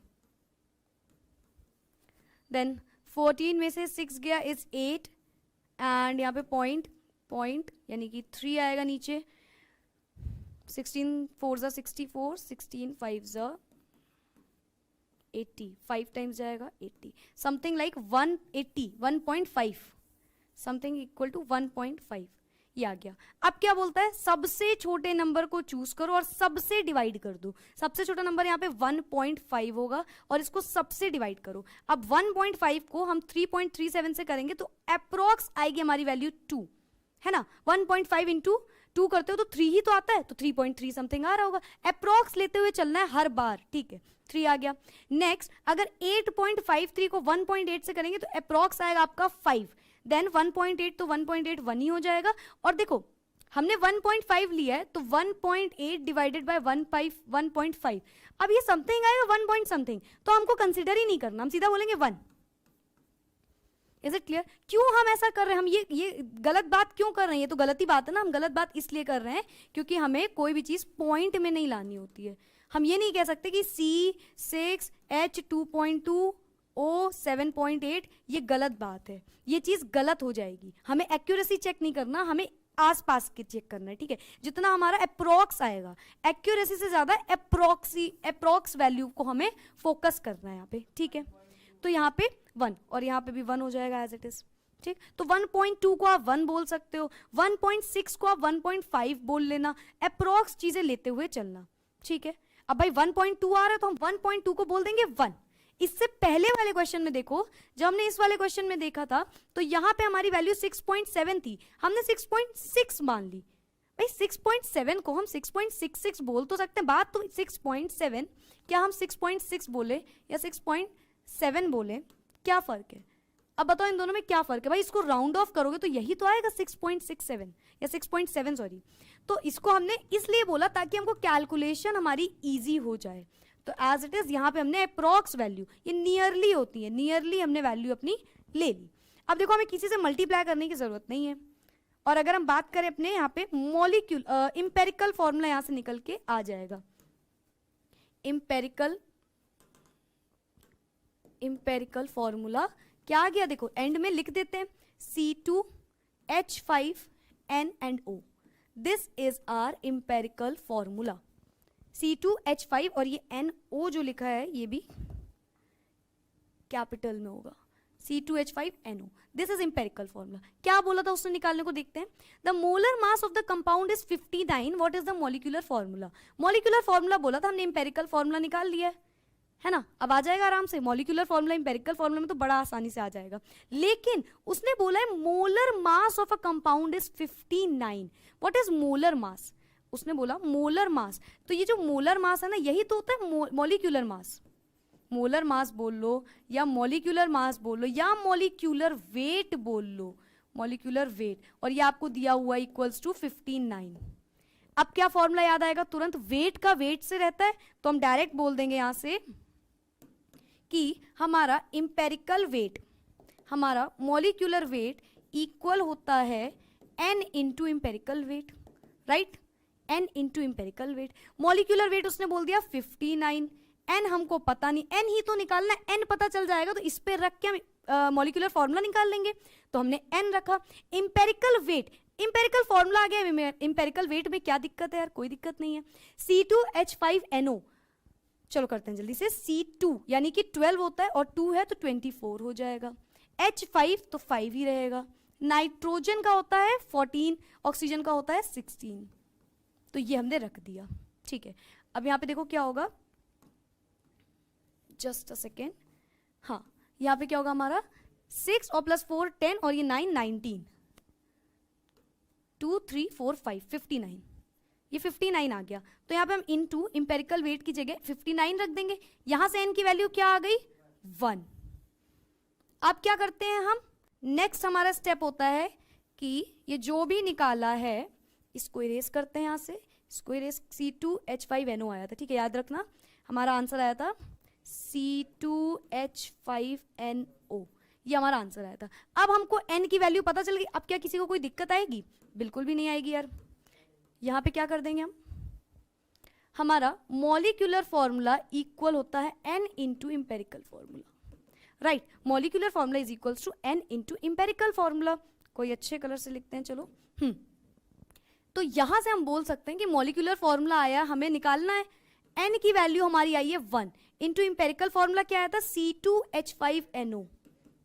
तो यानी कि क्या यही हमारी मॉलिक्यूलर फॉर्मूला भी हो जाएगा? भाई 1 से मल्टीप्लाई करेंगे तो एज इट इज आएगा, तो हम बोलेंगे answer is C2H5NO and this is our final answer. Is it clear? पहले आपको इंपेरिकल फॉर्मूला निकालना है, नेक्स्ट आपको मॉलिक्यूलर फॉर्मूले तक रास्ता दिया होगा। रास्ता दिया होगा मतलब कोई ना कोई एक चीज दी होगी, either they will give you the molecular weight और they will give you the vapour density. Vapour density देंगे तो एक स्टेप यार और बढ़ा देना, वेपर डेंसिटी इंटू 2 कर देना, तो मॉलिक्यूलर वेट तक पहुंच जाओगे। और जहां मॉलिक्यूलर वेट आपको समझ में आ गया, इंपेरिकल वेट तक पहुंचोगे और दोनों को मिला के एक वैल्यू आएगी, वही आपका आंसर हो जाएगा। Is this thing clear? Next question is your homework and you have to comment down the answer. Okay? इसका आंसर आप कमेंट में बताना क्या आया है। That's it for today. Bye bye. Take care. Keep studying.